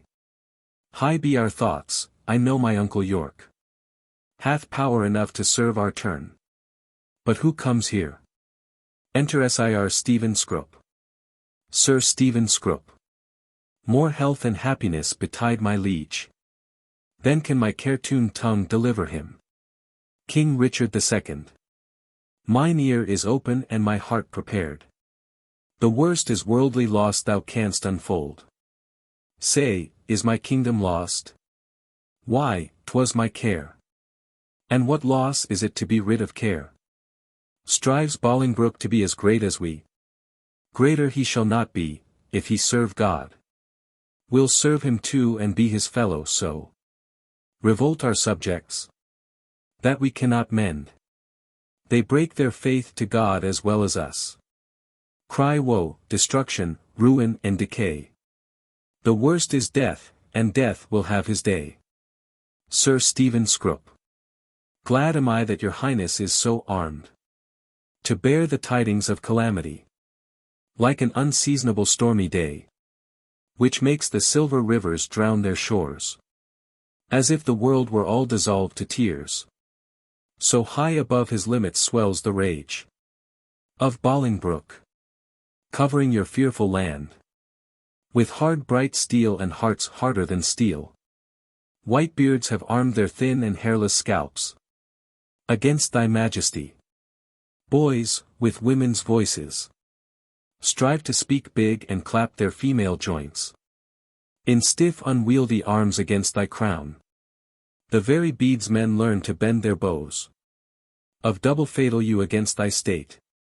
Yea, distaff women manage rusty bills. Against thy seat, both young and old rebel.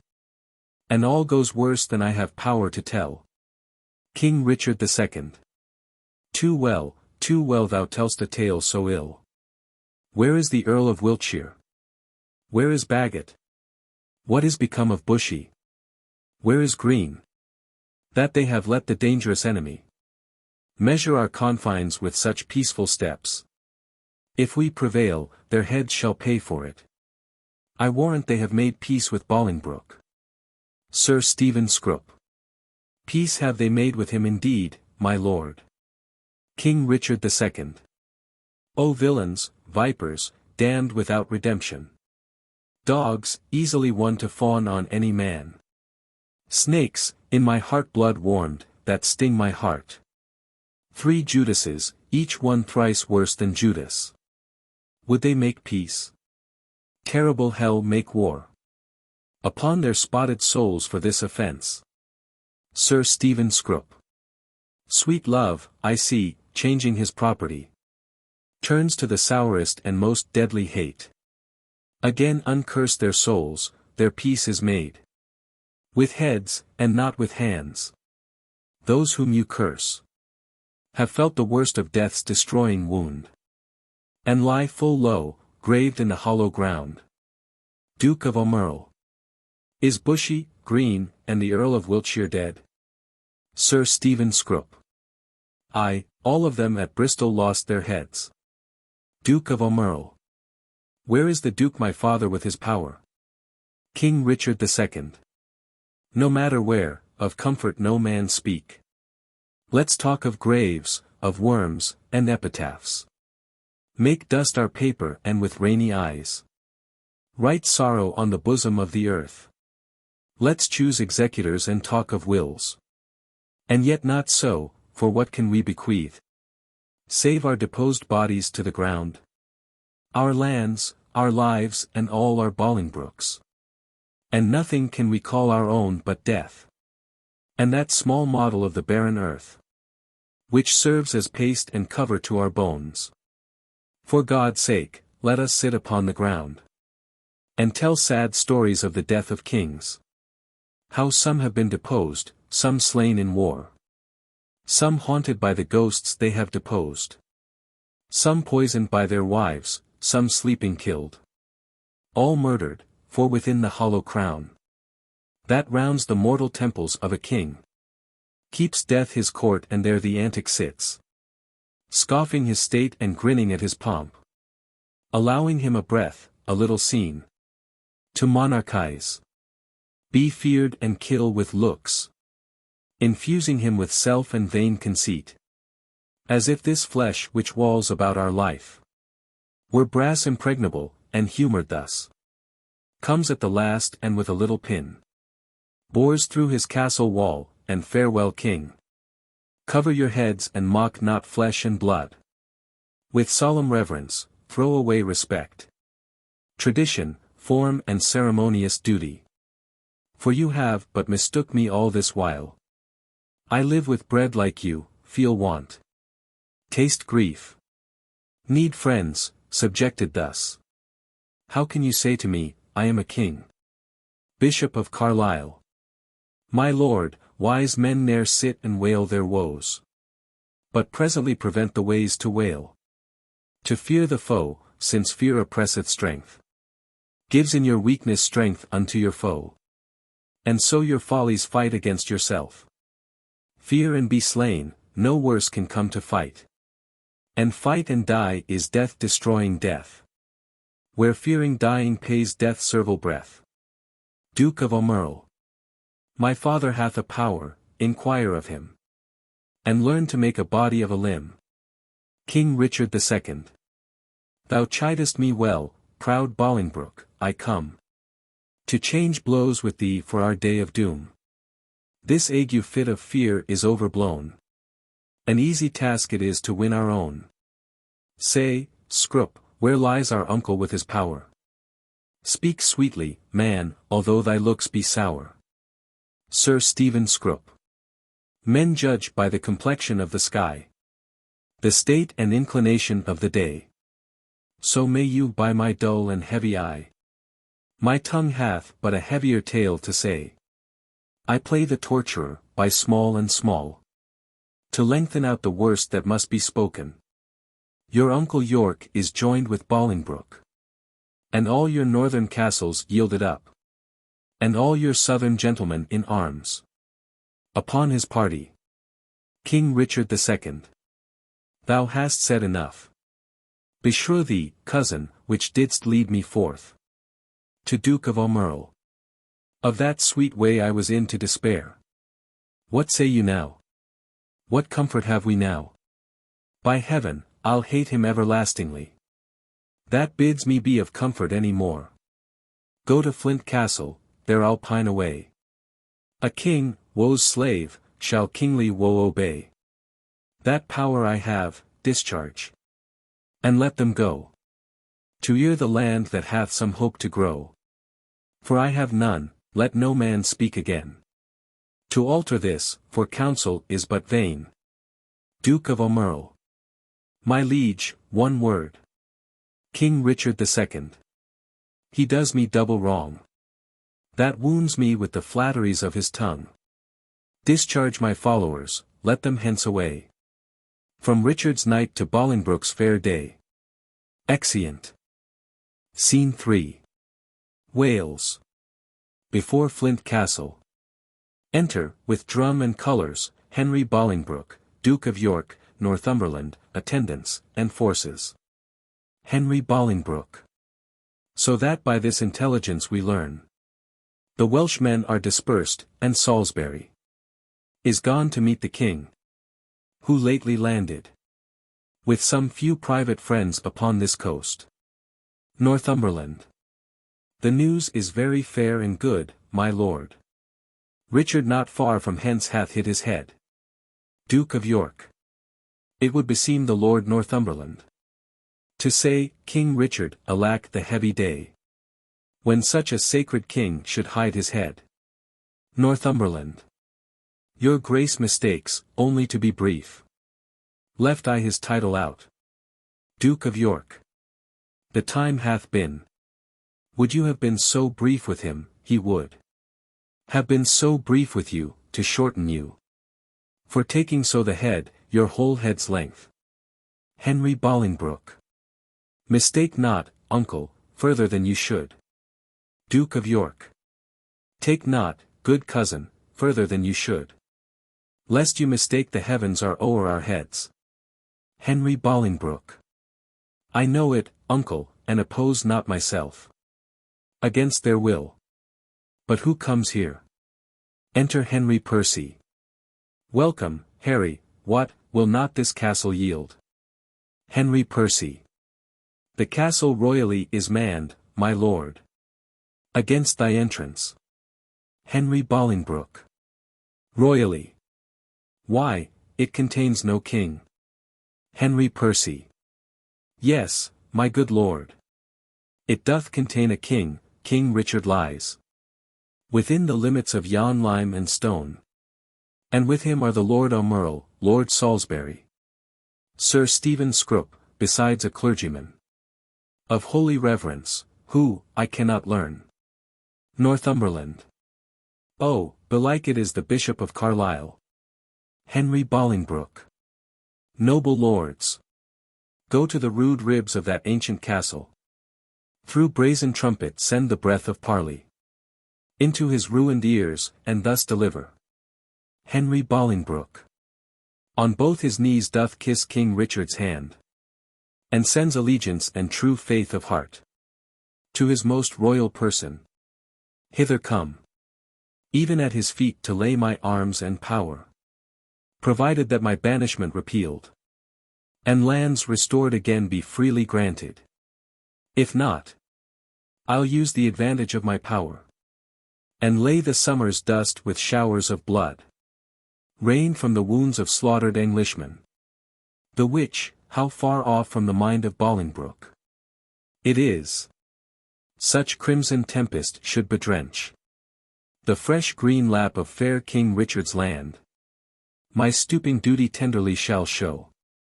Go, signify as much, while here we march upon the grassy carpet of this plain. Let's march without the noise of threatening drum, that from this castle's tattered battlements our fair appointments may be well perused. Methinks King Richard and myself should meet with no less terror than the elements of fire and water, when their thundering shock at meeting tears the cloudy cheeks of heaven. Be he the fire, I'll be the yielding water. The rage be his, whilst on the earth I reign. My waters, on the earth, and not on him. March on, and mark King Richard how he looks. Parle without, and answer within. Then a flourish. Enter on the walls, King Richard II, the Bishop of Carlisle, Duke of O'Merle, Sir Stephen Scrop, and Earl of Salisbury. See, King Richard doth himself appear, as doth the blushing discontented sun, from out the fiery portal of the east, when he perceives the envious clouds are bent to dim his glory and to stain the track of his bright passage to the Occident. Duke of York. Yet looks he like a king, behold, his eye, as bright as is the eagle's, lightens forth controlling majesty. Alack, for woe, that any harm should stain so fair a show. King Richard II. We are amazed. And thus long have we stood to watch the fearful bending of thy knee to Northumberland, because we thought ourself thy lawful king. And if we be, how dare thy joints forget to pay their awful duty to our presence? If we be not, show us the hand of God that hath dismissed us from our stewardship. For well we know, no hand of blood and bone can gripe the sacred handle of our scepter, unless he do profane, steal, or usurp.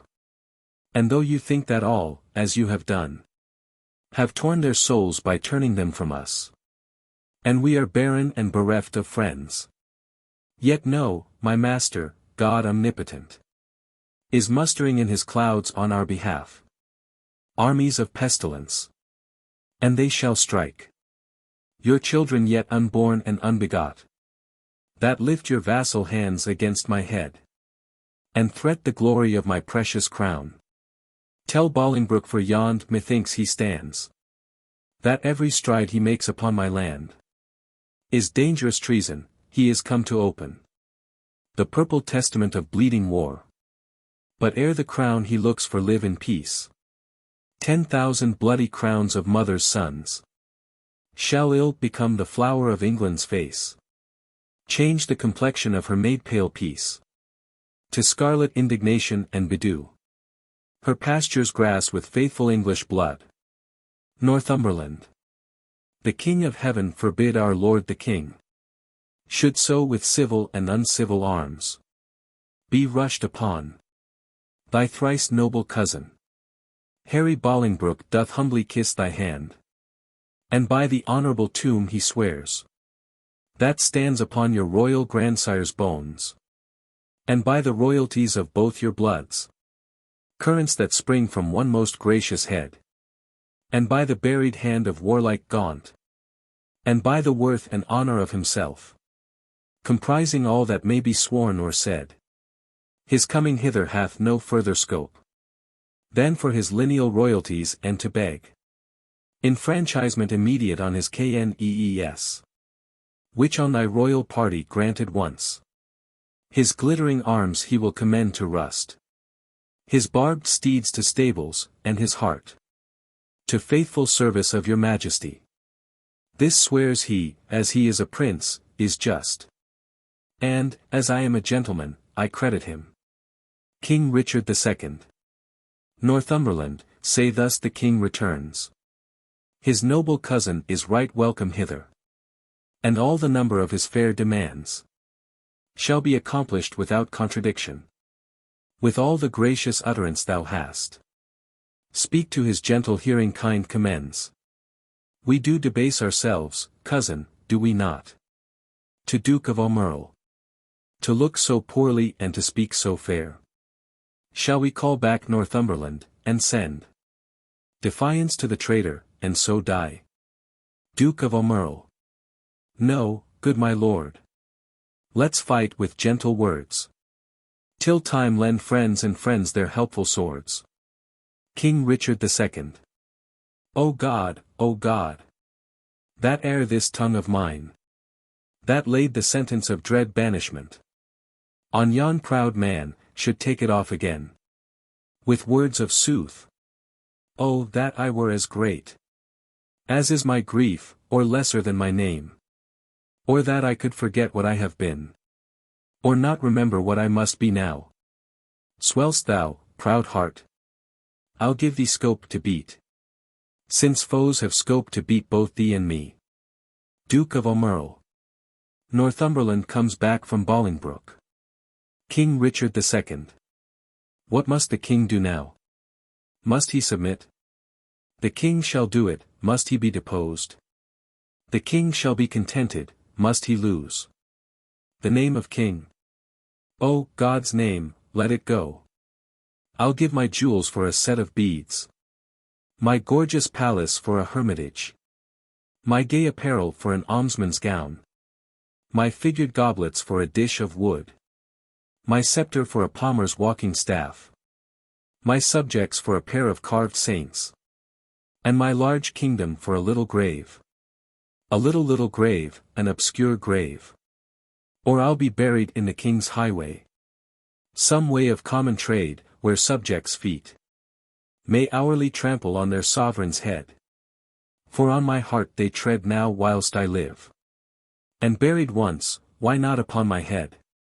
Aumerle, thou weep'st, my tender-hearted cousin. We'll make foul weather with despised tears our sighs, and they shall lodge the summer corn, and make a dearth in this revolting land. Or shall we play the wantons with our woes, and make some pretty match with shedding tears? As thus, to drop them still upon one place, till they have fretted us a pair of graves within the earth. And, therein laid, there lies Two kinsmen dig their graves with weeping eyes. Would not this ill do well? Well, well, I see. I talk but idly, and you laugh at me. Most mighty prince, my lord Northumberland. What says King Bolingbroke? Will his majesty give Richard leave to live till Richard die? You make a leg, and Bolingbroke says I. Northumberland. My lord, in the base court he doth attend. To speak with you, may it please you to come down. King Richard II. Down, down I come. Like glistering phaeton.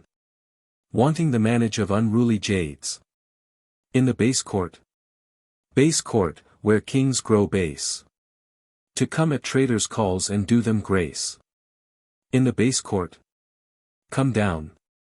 Down, court. Down, king. For night owls shriek where mounting larks should sing. Exeunt from above. Henry Bolingbroke. What says his majesty?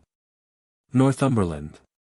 Sorrow and grief of heart makes him speak fondly, like a frantic man. Yet he is come. Enter King Richard and his attendants below. Henry Bolingbroke. Stand all apart. And show fair duty to his majesty. He kneels down. My gracious lord. King Richard II. Fair cousin, you debase your princely knee. To make the base earth proud with kissing it. Me rather had my heart might feel your love. Than my unpleased eye see your courtesy.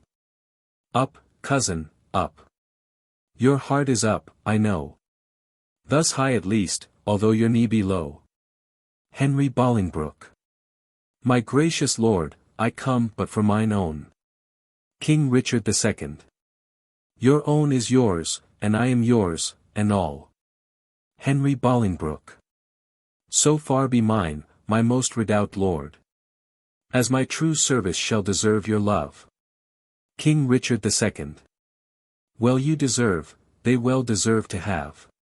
That know the strongest and surest way to get.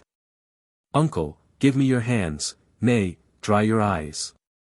Tears show their love, but want their remedies. Cousin, I am too young to be your father. Though you are old enough to be my heir. What you will have, I'll give, and willing too. For do we must what force will have us do. Set on towards London, cousin, is it so? Henry Bolingbroke. Yea, my good lord. King Richard II. Then I must not say no. Flourish. Exeunt. Scene 4. Langley. The Duke of York's garden. Enter the Queen and two ladies. Queen. What sport shall we devise here in this garden? To drive away the heavy thought of care. Lady. Madam, we'll play at bowls. Queen. 'Twill make me think the world is full of rubs. And that my fortune rubs against the bias. Lady. Madam, we'll dance. Queen. My legs can keep no measure in delight. When my poor heart no measure keeps in grief. Therefore, no dancing, girl. Some other sport. Lady. Madam, we'll tell tales. Queen. Of sorrow or of joy. Lady. Of either, madam. Queen. Of neither, girl. For of joy, being altogether wanting. It doth remember me the more of sorrow. Or if of grief, being altogether had. It adds more sorrow to my want of joy. For what I have I need not to repeat. And what I want it boots not to complain. Lady. Madam, I'll sing. Queen. 'Tis well that thou hast cause.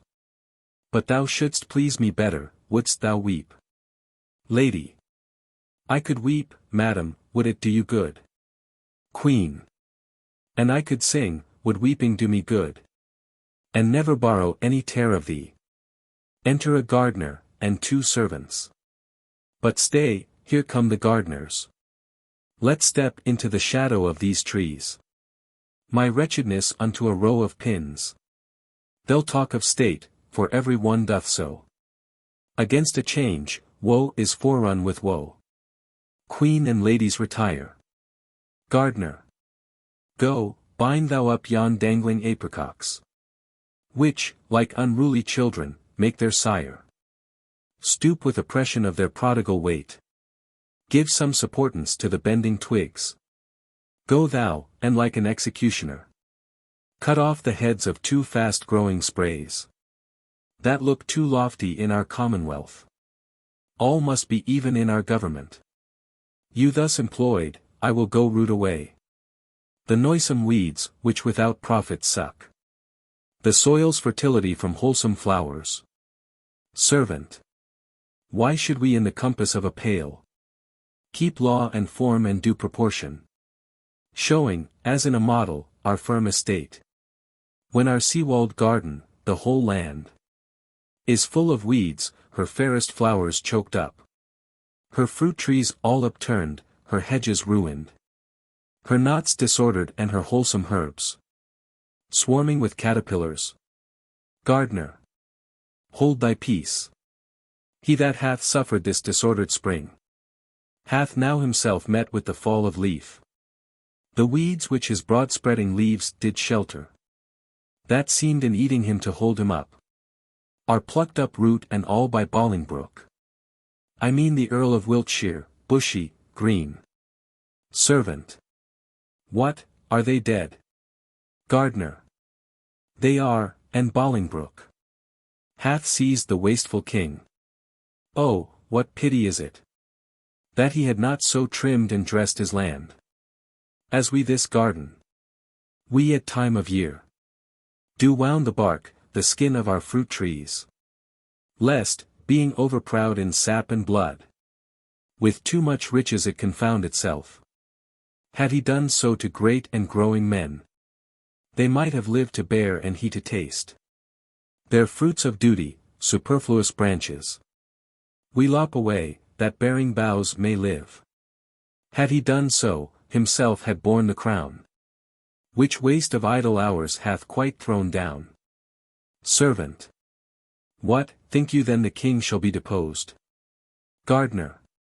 Depressed he is already, and deposed 'tis doubt he will be. Letters came last night to a dear friend of the good Duke of York's, that tell black tidings. Queen. Oh, I am pressed to death through want of speaking. Coming forward. Thou, old Adam's likeness, set to dress this garden. How dares thy harsh rude tongue sound this unpleasing news? What Eve, what serpent, hath suggested thee to make a second fall of cursed man? Why dost thou say King Richard is deposed? Darest thou, thou little better thing than earth, divine his downfall? Say, where, when, and how camest thou by this ill tidings? Speak, thou wretch. Gardener.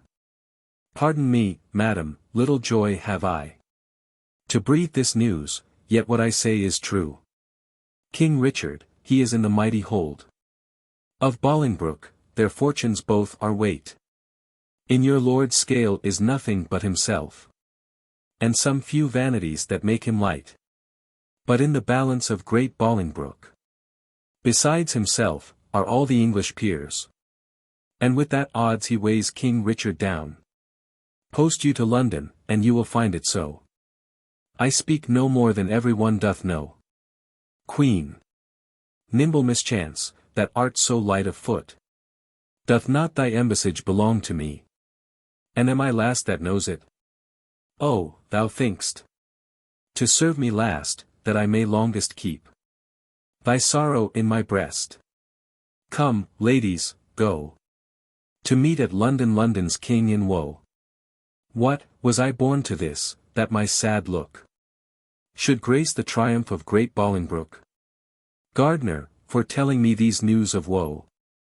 Pray God the plants thou grasp'st may never grow. Exeunt Queen and ladies.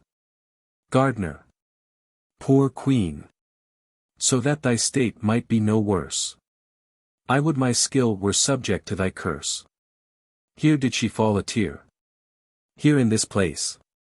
I'll set a bank of rue, sour herb of grace. Rue, even for Ruth, here shortly shall be seen. In the remembrance of a weeping queen. Exeunt. Act 4. Scene 1. Westminster Hall. Enter, as to the Parliament, Henry Bolingbroke, Duke of Aumerle, Northumberland, Henry Percy, Lord Fitzwater, Duke of Surrey, the Bishop of Carlisle, the Abbot of Westminster, and another Lord, Herald, officers. And Bagot. Henry Bolingbroke. Call forth Bagot. Now, Bagot, freely speak thy mind. What thou dost know of noble Gloucester's death. Who wrought it with the king, and who performed the bloody office of his timeless end. Bagot. Then set before my face the Lord Aumerle. Henry Bolingbroke. Cousin, stand forth, and look upon that man. Bagot. My Lord Aumerle, I know your daring tongue scorns to unsay what once it hath delivered. In that dead time when Gloucester's death was plotted, I heard you say, is not my arm of length that reacheth from the restful English court, as far as Calais, to mine uncle's head? Amongst much other talk, that very time, I heard you say that you had rather refuse the offer of 100,000 crowns than Bolingbroke's return to England. Adding withal how blessed this land would be in this your cousin's death. Duke of Aumerle. Princes and noble lords. What answer shall I make to this base man? Shall I so much dishonor my fair stars? On equal terms to give him chastisement? Either I must, or have mine honor soiled with the attainder of his slanderous lips.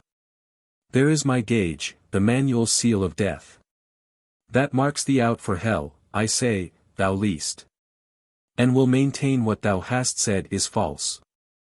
In thy heart blood, though being all too base to stain the temper of my knightly sword. Henry Bolingbroke. Bagot, forbear, thou shalt not take it up. Duke of Aumerle. Excepting one, I would he were the best in all this presence that hath moved me so. Lord Fitzwater.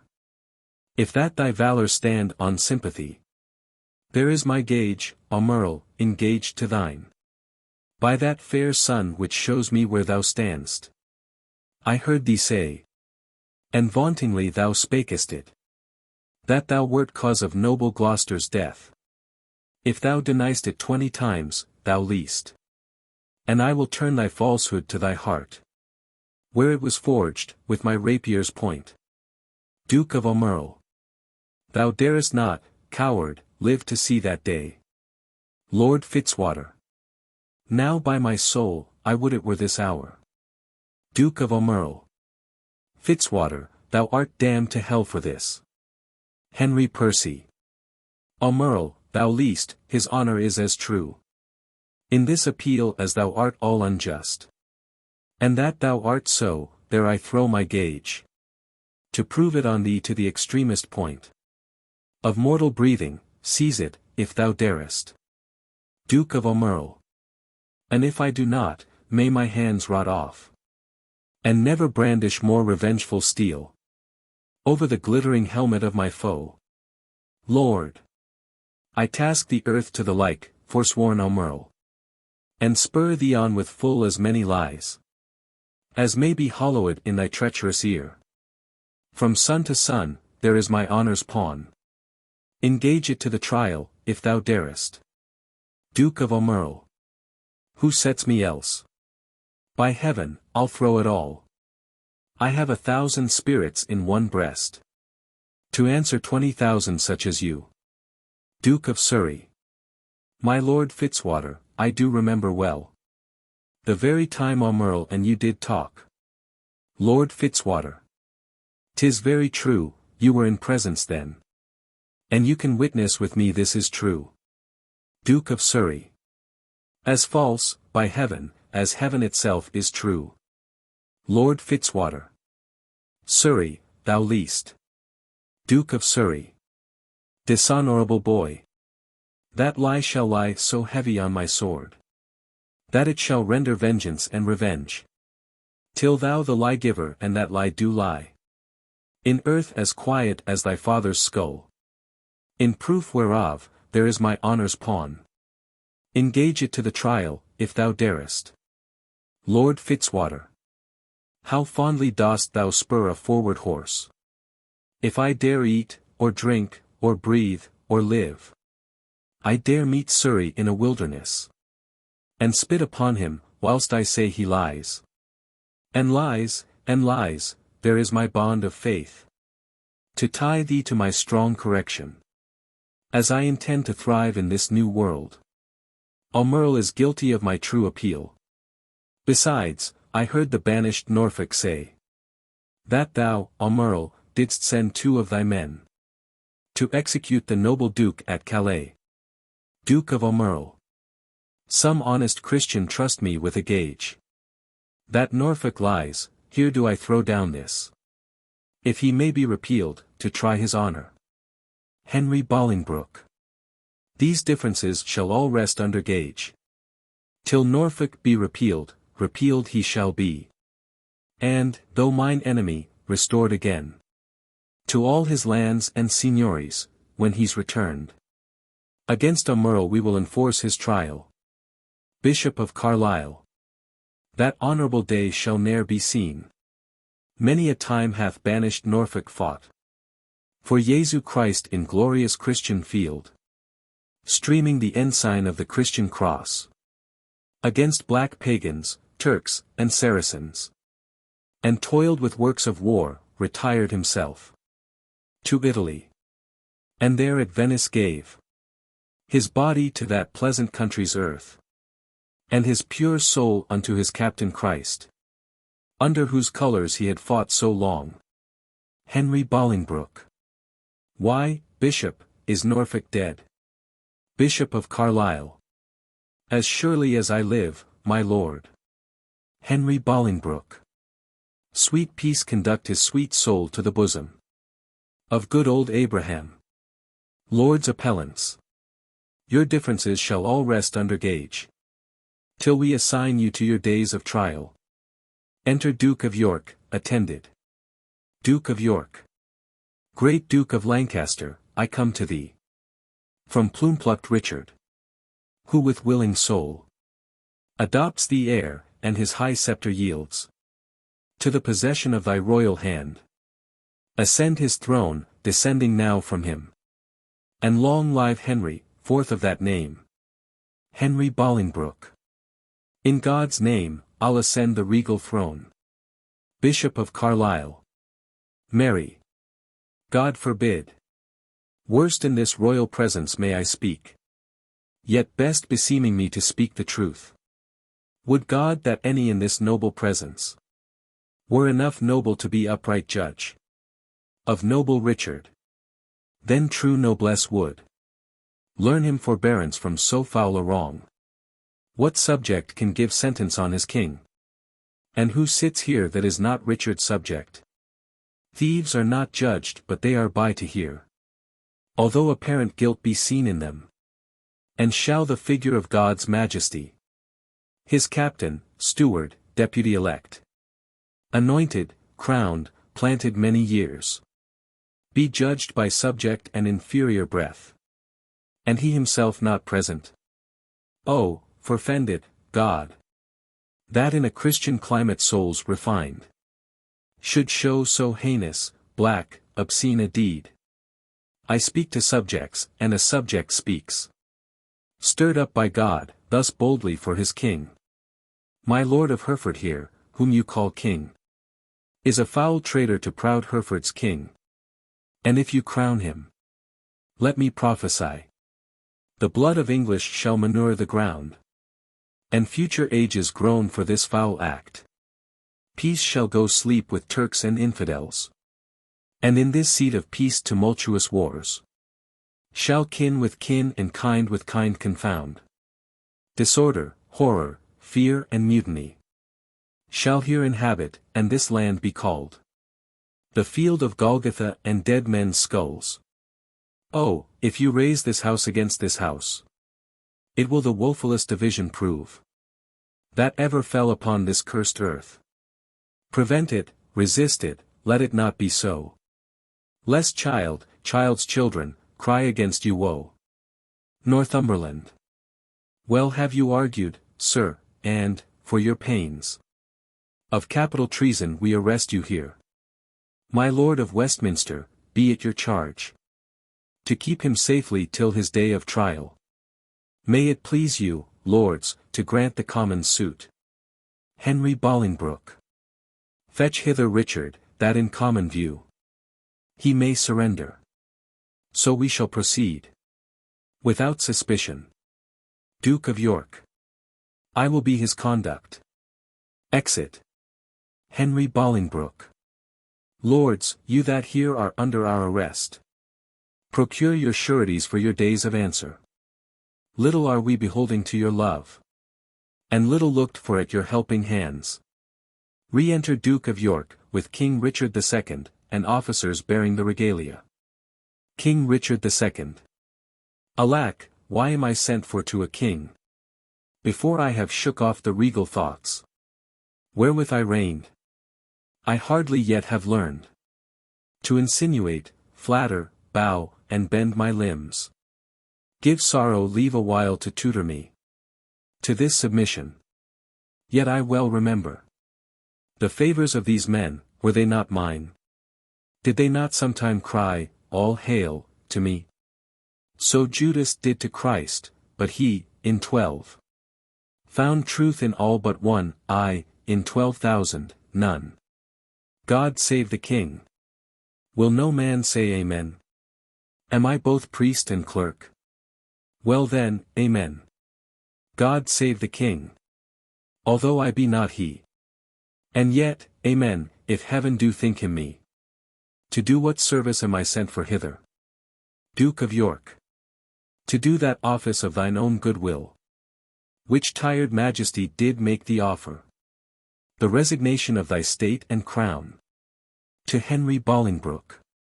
King Richard II. Give me the crown. Here, cousin, seize the crown. Here, cousin. On this side my hand, and on that side yours. Now is this golden crown like a deep well, that owes 2 buckets, filling one another. The emptier ever dancing in the air. The other down, unseen and full of water. That bucket down and full of tears am I, drinking my griefs, whilst you mount up on high. Henry Bolingbroke. I thought you had been willing to resign.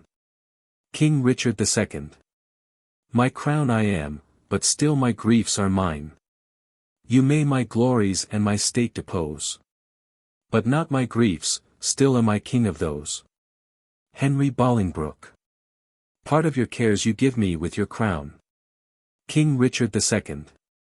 Your cares set up do not pluck my cares down.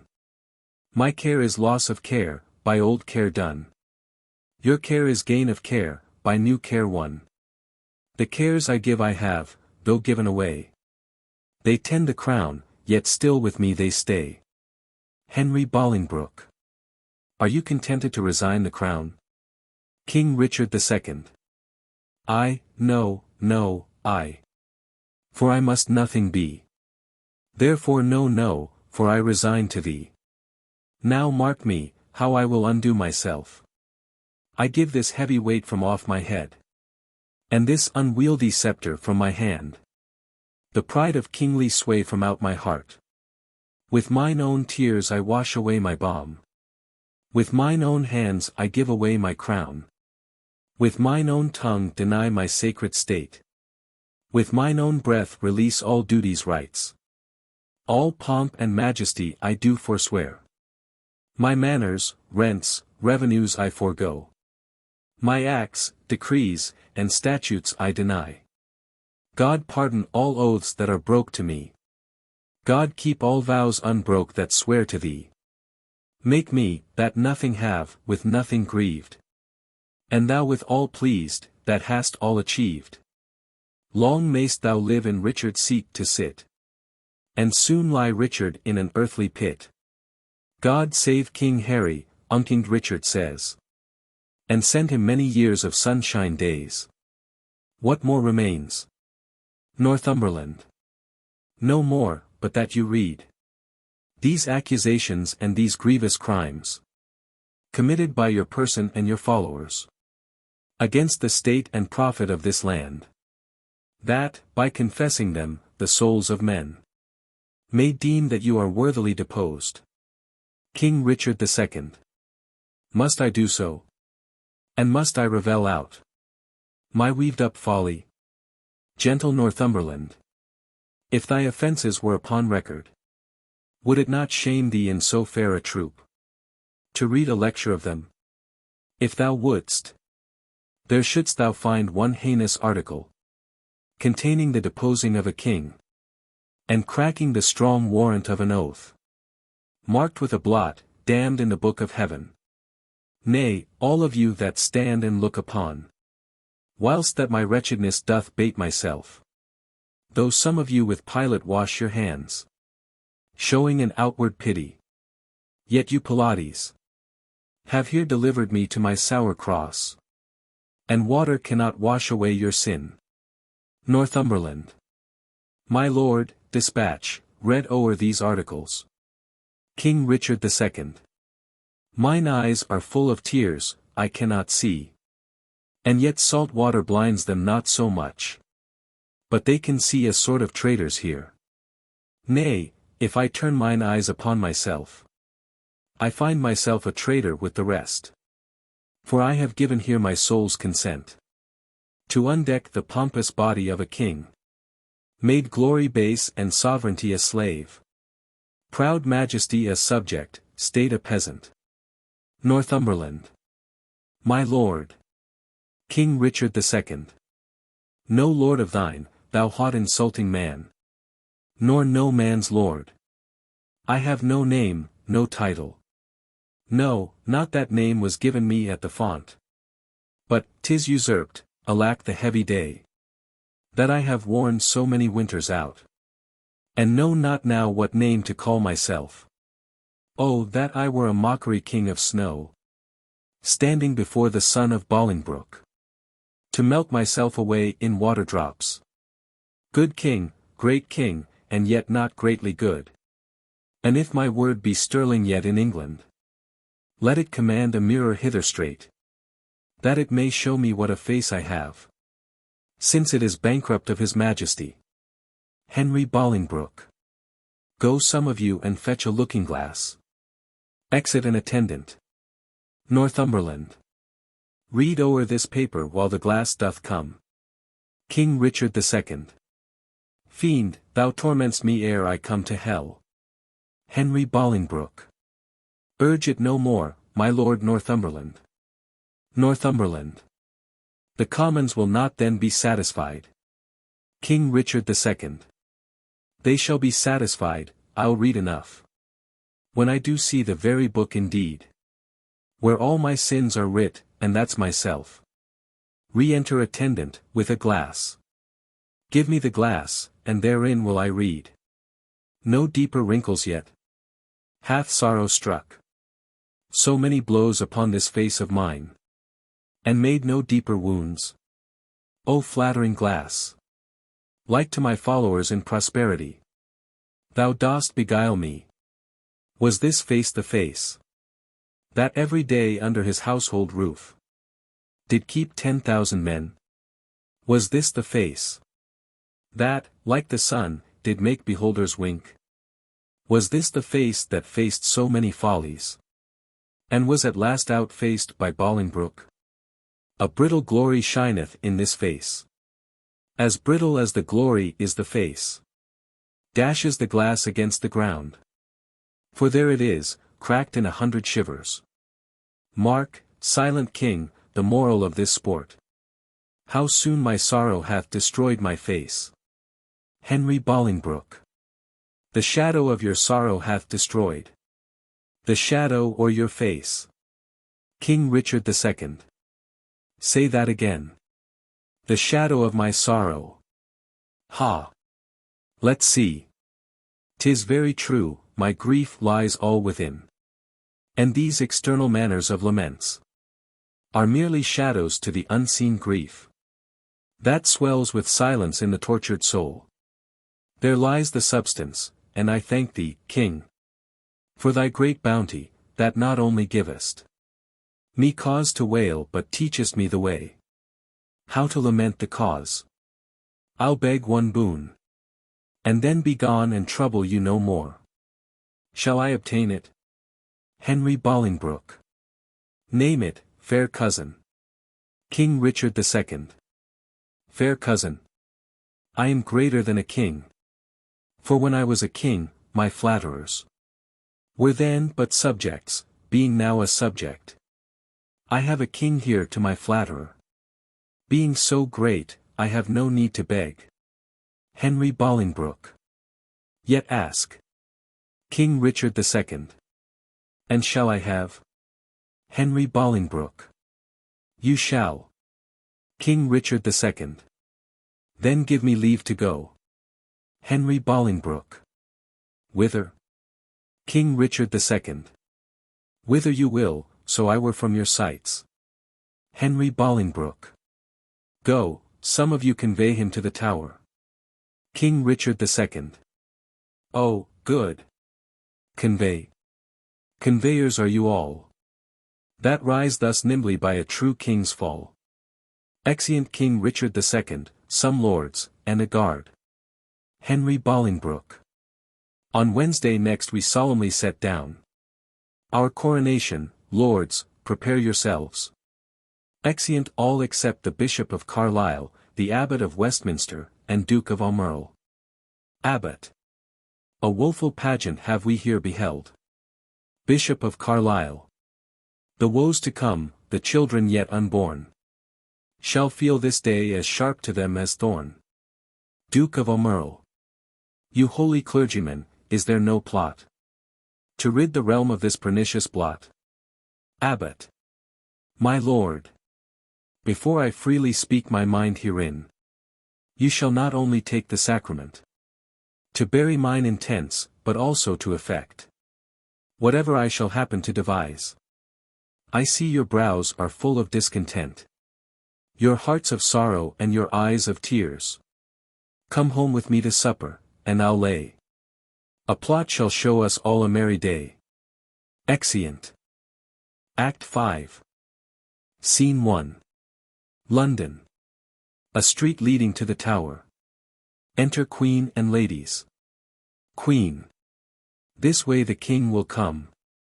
This is the way to Julius Caesar's ill-erected tower, to whose flint bosom my condemned lord is doomed a prisoner by proud Bolingbroke. Here let us rest, if this rebellious earth have any resting for her true king's queen. Enter King Richard II and guard. But soft, but see, or rather do not see. My fair rose wither, yet look up, behold, that you in pity may dissolve to dew, and wash him fresh again with true love tears. Ah, thou, the model where old Troy did stand. Thou map of honor, thou King Richard's tomb. And not King Richard, thou most beauteous inn. Why should hard-favored grief be lodged in thee, when triumph is become an alehouse guest? King Richard II. Join not with grief, fair woman, do not so. To make my end too sudden, learn, good soul, to think our former state a happy dream, from which awaked, the truth of what we are shows us but this: I am sworn brother, sweet, to grim necessity, and he and I will keep a league till death. Hie thee to France, and cloister thee in some religious house. Our holy lives must win a new world's crown, which our profane hours here have stricken down. Queen. What, is my Richard both in shape and mind transformed and weakened? Hath Bolingbroke deposed thine intellect? Hath he been in thy heart? The lion dying thrusteth forth his paw, and wounds the earth, if nothing else, with rage, to be o'erpowered. And wilt thou, pupil-like, take thy correction mildly, kiss the rod, and fawn on rage with base humility, which art a lion and a king of beasts? King Richard II. A king of beasts, indeed, if aught but beasts. I had been still a happy king of men.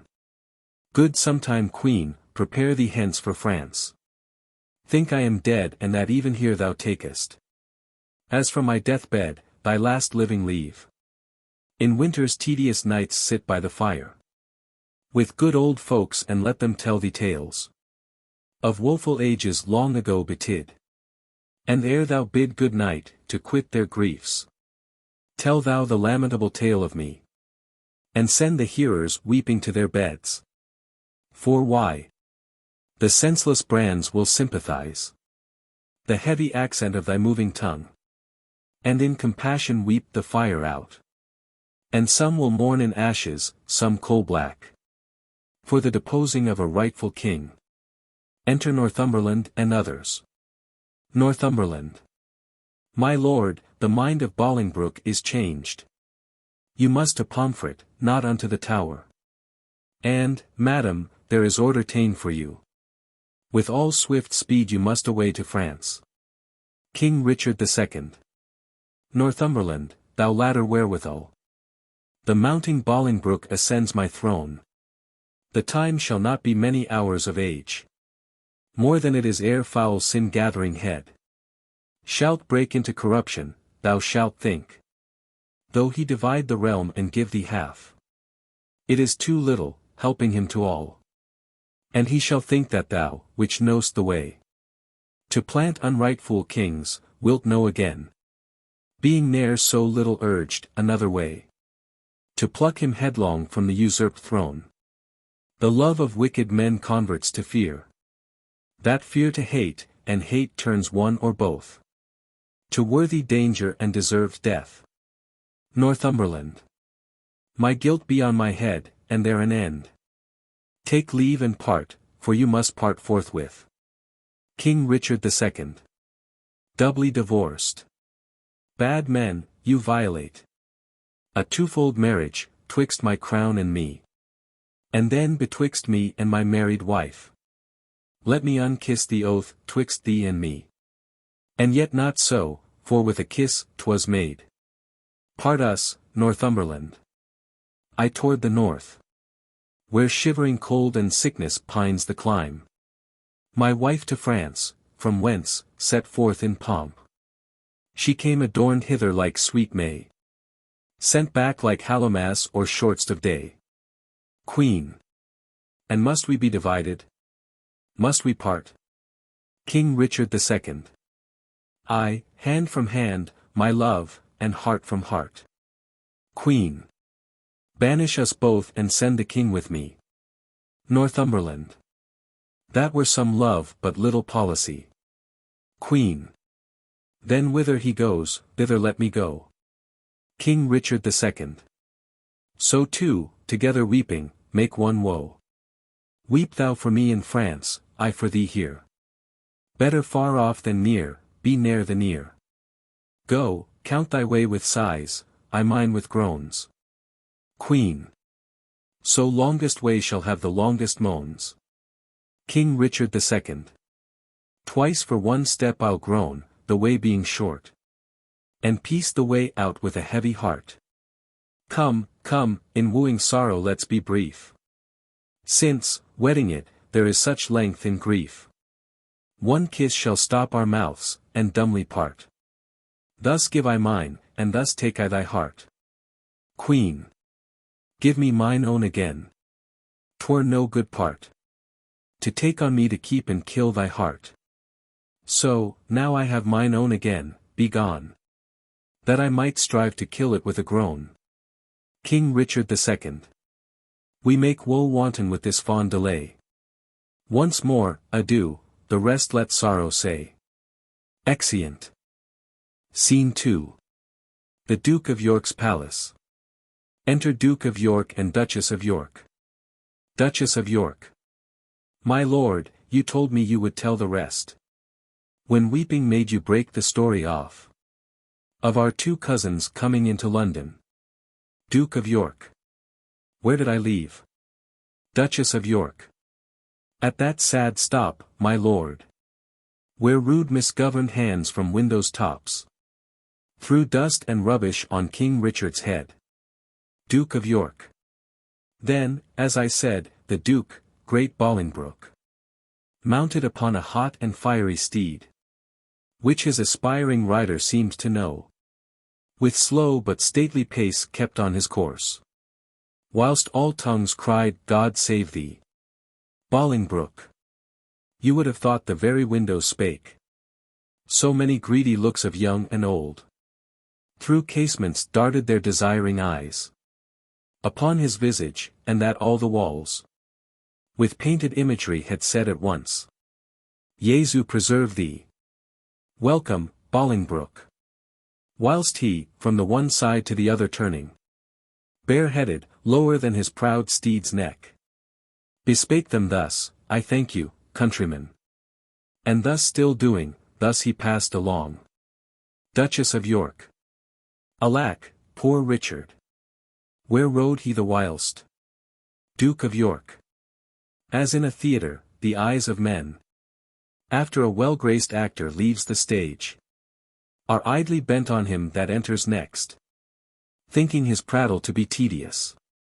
Even so, or with much more contempt, men's eyes did scowl on gentle Richard. No man cried, God save him. No joyful tongue gave him his welcome home.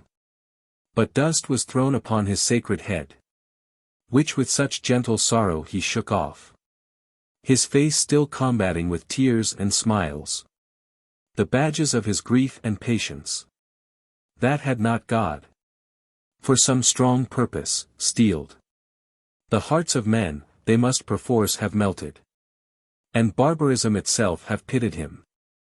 But heaven hath a hand in these events, to whose high will we bound our calm contents. To Bolingbroke are we sworn subjects now, whose state and honour I allow. Duchess of York.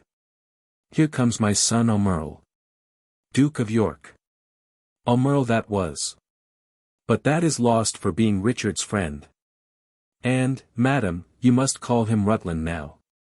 I am in Parliament pledge for his truth and lasting fealty to the new-made king.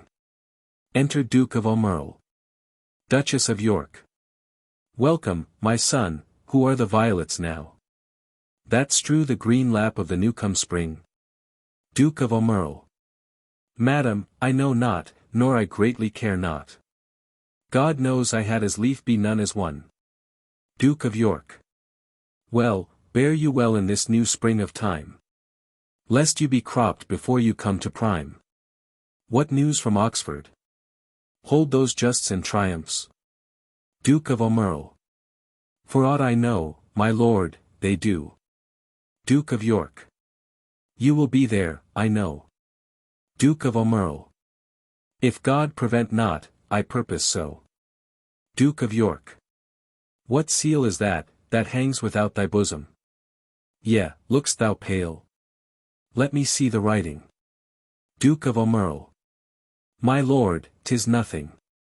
Duke of York. No matter, then, who see it. I will be satisfied, let me see the writing. Duke of Aumerle. I do beseech your grace to pardon me. It is a matter of small consequence, which for some reasons I would not have seen. Duke of York. Which for some reasons, sir, I mean to see. I fear. Duchess of York. What should you fear? 'Tis nothing but some bond, that he is entered into, for gay apparel, gainst the triumph day. Duke of York. Bound to himself. What doth he with a bond? That he is bound to. Wife, thou art a fool. Boy, let me see the writing. Duke of Aumerle. I do beseech you, pardon me, I may not show it. Duke of York. I will be satisfied, let me see it, I say. He plucks it out of his bosom and reads it. Treason. Foul treason. Villain. Traitor. Slave. Duchess of York. What is the matter, my lord? Duke of York. Ho! Who is within there? Enter a servant. Saddle my horse. God for his mercy, what treachery is here? Duchess of York. Why, what is it, my lord? Duke of York. Give me my boots, I say, saddle my horse. Now, by mine honour, by my life, by my troth, I will appeach the villain. Duchess of York. What is the matter? Duke of York. Peace, foolish woman. Duchess of York. I will not peace. What is the matter, Aumerle? Duke of Aumerle. Good mother, be content, it is no more. Then my poor life must answer. Duchess of York. Thy life answer. Duke of York. Bring me my boots, I will unto the king. Re-enter servant with boots. Duchess of York. Strike him, Aumerle. Poor boy, thou art amazed. Hence, villain. Never more come in my sight. Duke of York. Give me my boots, I say. Duchess of York. Why, York, what wilt thou do? Wilt thou not hide the trespass of thine own? Have we more sons? Or are we like to have? Is not my teeming date drunk up with time? And wilt thou pluck my fair son from mine age? And rob me of a happy mother's name? Is he not like thee? Is he not thine own? Duke of York. Thou fond mad woman. Wilt thou conceal this dark conspiracy? A dozen of them here have ta'en the sacrament, and interchangeably set down their hands to kill the king at Oxford. Duchess of York. He shall be none. We'll keep him here, then what is that to him? Duke of York. Away, fond woman. Were he 20 times my son, I would appeach him. Duchess of York. Hadst thou groaned for him, as I have done, thou wouldst be more pitiful. But now I know thy mind. Thou dost suspect that I have been disloyal to thy bed, and that he is a bastard, not thy son. Sweet York, sweet husband, be not of that mind. He is as like thee as a man may be. Not like to me, or any of my kin. And yet I love him. Duke of York. Make way, unruly woman. Exit. Duchess of York. After, Aumerle. Mount thee upon his horse. Spur post, and get before him to the king. And beg thy pardon ere he do accuse thee. I'll not be long behind. Though I be old, I doubt not but to ride as fast as York. And never will I rise up from the ground, till Bolingbroke have pardoned thee. Away, be gone. Exeunt. Scene 3. A royal palace. Enter Henry Bolingbroke, Henry Percy, and other lords. Henry Bolingbroke. Can no man tell me of my unthrifty son? 'Tis full 3 months since I did see him last. If any plague hang over us, 'tis he. I would to God, my lords, he might be found. Inquire at London, 'mongst the taverns there. For there, they say, he daily doth frequent with unrestrained loose companions.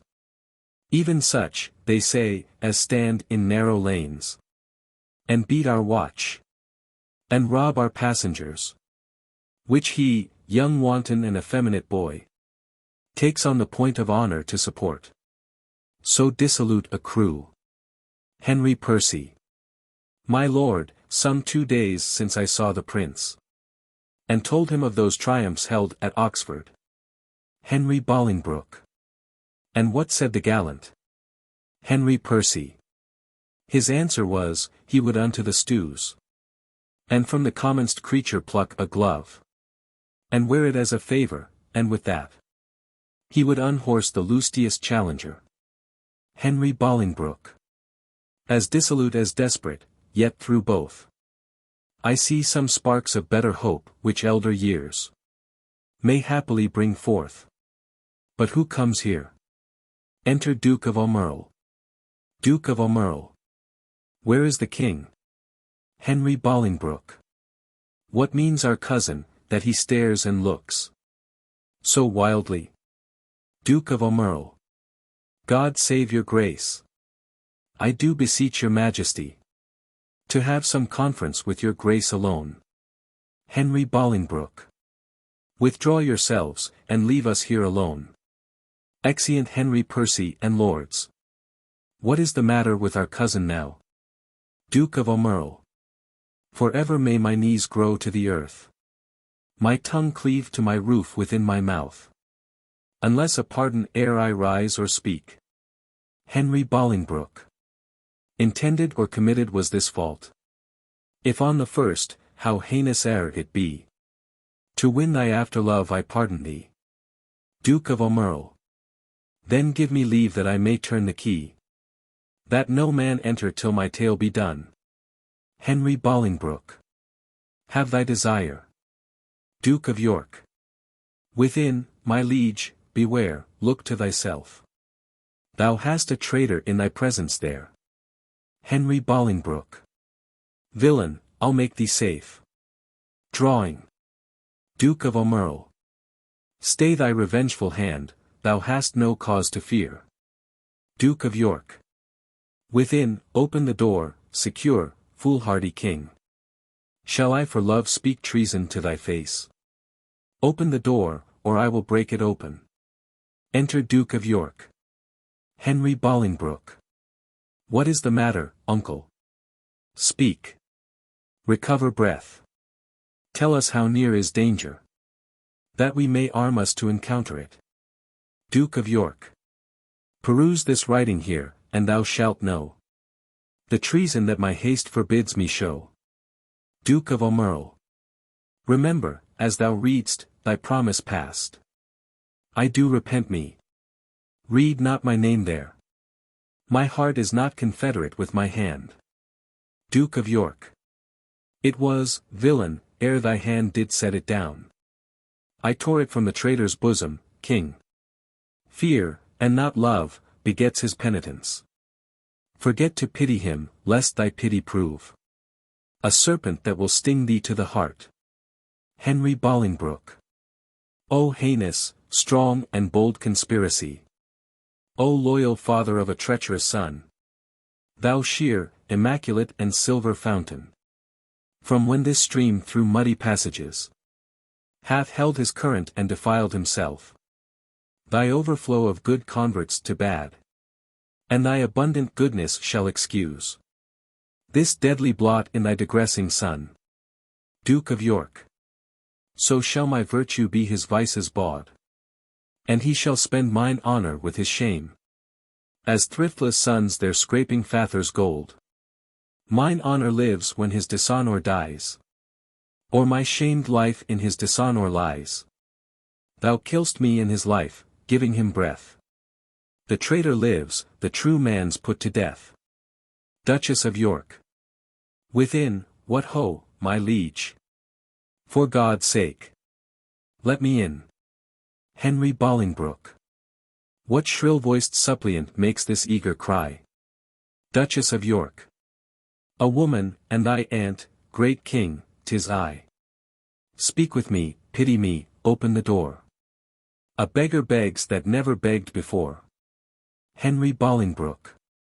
Our scene is altered from a serious thing, and now changed to the beggar and the king. My dangerous cousin, let your mother in. I know she is come to pray for your foul sin. Duke of York. If thou do pardon, whosoever pray, more sins for this forgiveness prosper may. This festered joint cut off, the rest sound. This let alone will all the rest confound. Enter Duchess of York. Duchess of York. O king, believe not this hard-hearted man. Love loving not itself none other can. Duke of York. Thou frantic woman, what dost thou make here? Shall thy old dugs once more a traitor rear? Duchess of York. Sweet York, be patient. Hear me, gentle liege. Kneels. Henry Bolingbroke. Rise up, good aunt. Duchess of York. Not yet, I thee beseech. Forever will I walk upon my knees, and never see day that the happy sees. Till thou give joy, until thou bid me joy. By pardoning Rutland, my transgressing boy. Duke of Aumerle. Unto my mother's prayers I bend my knee. Duke of York. Against them both my true joints bended be. Ill mayst thou thrive, if thou grant any grace. Duchess of York. Pleads he in earnest. Look upon his face. His eyes do drop no tears, his prayers are in jest. His words come from his mouth, ours from our breast. He prays but faintly and would be denied. We pray with heart and soul and all beside. His weary joints would gladly rise, I know. Our knees shall kneel till to the ground they grow. His prayers are full of false hypocrisy. Ours of true zeal and deep integrity. Our prayers do outpray his, then let them have that mercy which true prayer ought to have. Henry Bolingbroke. Good aunt, stand up. Duchess of York. Nay, do not say, stand up. Say, pardon, first, and afterwards, stand up. And if I were thy nurse, thy tongue to teach, pardon should be the first word of thy speech. I never longed to hear a word till now. Say, pardon, king, let pity teach thee how. The word is short, but not so short as sweet. No word like pardon for kings' mouths so meet. Duke of York. Speak it in French, king, say, pardonne-moi. Duchess of York. Dost thou teach pardon to destroy? Ah, my sour husband, my hard-hearted lord.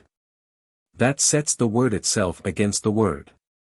Speak pardon as 'tis current in our land. The chopping French we do not understand. Thine eye begins to speak, set thy tongue there. Or in thy piteous heart plant thou thine ear. That hearing how our plaints and prayers do pierce, pity may move thee pardon to rehearse. Henry Bolingbroke. Good aunt, stand up. Duchess of York. I do not sue to stand. Pardon is all the suit I have in hand. Henry Bolingbroke. I pardon him, as God shall pardon me. Duchess of York. O happy vantage of a kneeling knee! Yet am I sick for fear, speak it again.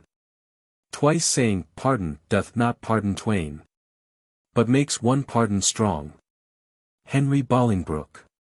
With all my heart, I pardon him. Duchess of York. A god on earth thou art. Henry Bolingbroke. But for our trusty brother-in-law and the abbot, with all the rest of that consorted crew, destruction straight shall dog them at the heels. Good uncle, help to order several powers to Oxford, or where'er these traitors are. They shall not live within this world, I swear. But I will have them, if I once know where. Uncle, farewell, and, cousin too, adieu. Your mother well hath prayed, and prove you true. Duchess of York. Come, my old son, I pray God make thee new. Exeunt. Scene 4. The same. Enter Exton and servant. Exton. Didst thou not mark the king, what words he spake? Have I no friend will rid me of this living fear? Was it not so? Servant. These were his very words. Exton. Have I no friend? Quoth he spake it twice. And urged it twice together, did he not? Servant. He did. Exton. And speaking it, he wistly looked on me. And who should say, I would thou wert the man that would divorce this terror from my heart? Meaning the king at Pomfret. Come, let's go. I am the king's friend, and will rid his foe. Exeunt. Scene 5. Pomfret Castle. Enter King Richard. King Richard II. I have been studying how I may compare this prison where I live unto the world. And for because the world is populous. And here is not a creature but myself. I cannot do it. Yet I'll hammer it out. My brain I'll prove the female to my soul. My soul the father. And these two beget a generation of still breeding thoughts. And these same thoughts people this little world. In humors like the people of this world. For no thought is contented. The better sort. As thoughts of things divine, are intermixed. With scruples and do set the word itself. Against the word. As thus, come, little ones, and then again. It is as hard to come as for a camel. To thread the postern of a small needle's eye. Thoughts tending to ambition, they do plot. Unlikely wonders, how these vain weak nails may tear a passage through the flinty ribs of this hard world, my ragged prison walls. And, for they cannot, die in their own pride. Thoughts tending to content flatter themselves that they are not the first of fortune's slaves. Nor shall not be the last, like silly beggars. Who sitting in the stocks refuge their shame. That many have and others must sit there. And in this thought they find a kind of ease. Bearing their own misfortunes on the back. Of such as have before endured the like. Thus play I in one person many people. And none contented, sometimes am I king. Then treasons make me wish myself a beggar. And so I am, then crushing penury persuades me I was better when a king. Then am I kinged again, and by, think that I am unkinged by Bolingbroke. And straight am nothing, but whatever I be. Nor I nor any man that but man is. With nothing shall be pleased, till he be eased. With being nothing. Music do I hear? Music. Ha, ha. Keep time, how sour sweet music is. When time is broke and no proportion kept. So is it in the music of men's lives. And here have I the daintiness of ear. To check time broke in a disordered string. But for the concord of my state and time. Had not an ear to hear my true time broke. I wasted time, and now doth time waste me. For now hath time made me his numbering clock. My thoughts are minutes. And with sighs they jar. There watches on unto mine eyes, the outward watch. Whereto my finger, like a dial's point, is pointing still, in cleansing them from tears. Now, sir, the sound that tells what hour it is. Are clamorous groans, which strike upon my heart. Which is the bell, so sighs and tears and groans. Show minutes, times, and hours, but my time runs posting on in Bolingbroke's proud joy. While I stand fooling here, his jack the clock. This music mads me, let it sound no more. For though it have holp madmen to their wits, in me it seems it will make wise men mad. Yet blessing on his heart that gives it me. For 'tis a sign of love. And love to Richard is a strange brooch in this all-hating world. Enter a groom of the stable. Groom. Hail, royal prince. King Richard II. Thanks, noble peer. The cheapest of us is 10 groats too dear. What art thou? And how comest thou hither? Where no man never comes but that sad dog. That brings me food to make misfortune live. Groom. I was a poor groom of thy stable, king. When thou wert king. Who, travelling towards York, with much ado at length have gotten leave to look upon my sometimes royal master's face. Oh, how it yearned my heart when I beheld, in London streets, that coronation day, when Bolingbroke rode on roan Barbary. That horse that thou so often hast best rid. That horse that I so carefully have dressed. King Richard II. Rode he on Barbary? Tell me, gentle friend. How went he under him? Groom. So proudly as if he disdained the ground. King Richard II. So proud that Bolingbroke was on his back. That jade hath eat bread from my royal hand. This hand hath made him proud with clapping him. Would he not stumble? Would he not fall down? Since pride must have a fall, and break the neck of that proud man that did usurp his back. Forgiveness, horse. Why do I rail on thee? Since thou, created to be awed by man, wast born to bear. I was not made a horse. And yet I bear a burthen like an ass. Spurred, galled and tired by jouncing Bolingbroke. Enter keeper, with a dish. Keeper. Fellow, give place. Here is no longer stay. King Richard II. If thou love me, 'tis time thou wert away. Groom. What my tongue dares not, that my heart shall say. Exit. Keeper. My lord, will't please you to fall to? King Richard II. Taste of it first, as thou art wont to do. Keeper. My lord, I dare not, Sir Pierce of Exton, who lately came from the king, commands the contrary. King Richard II.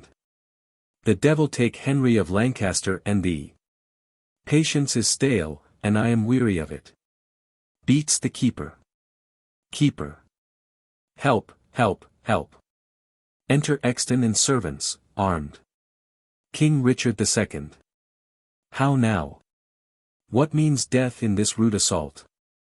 Villain, thy own hand yields thy death's instrument.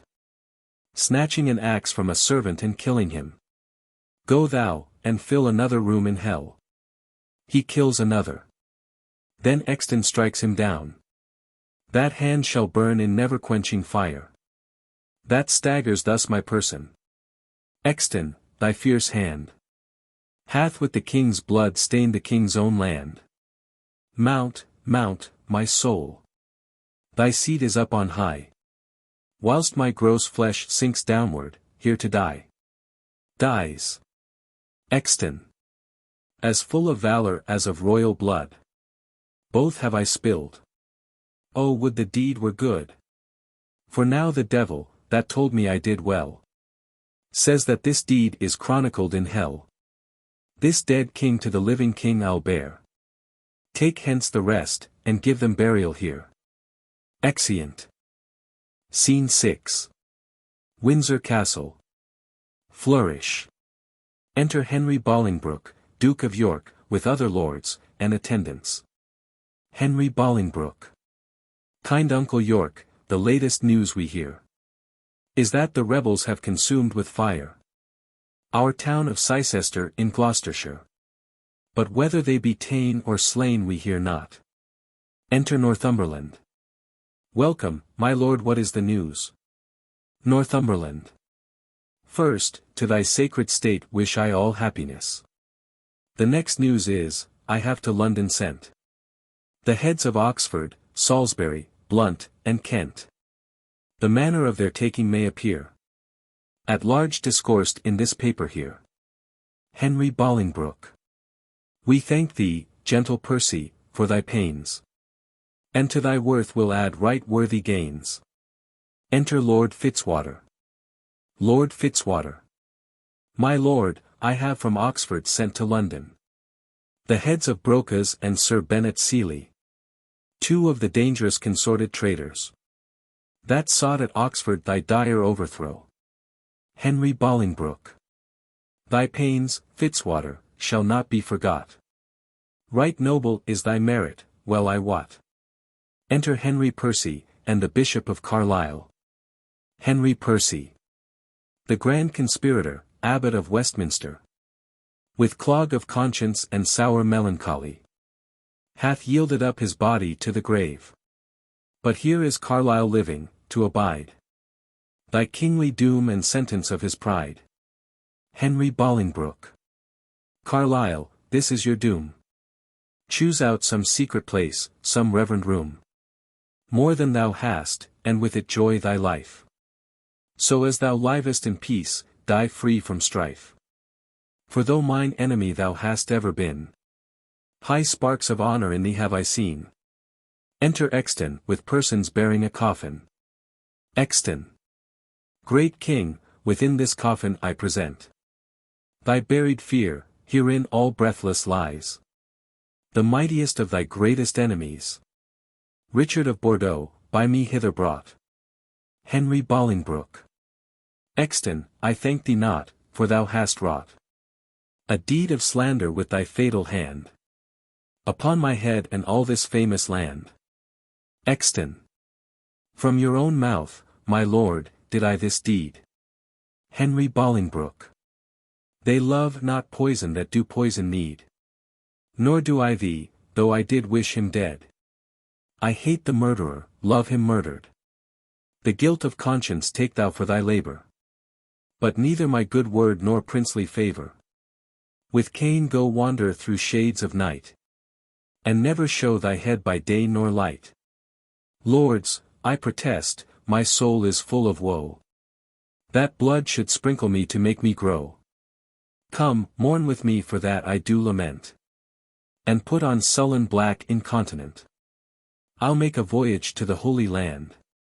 To wash this blood off from my guilty hand. March sadly after. Grace my mornings here. In weeping after this untimely bier. Exeunt.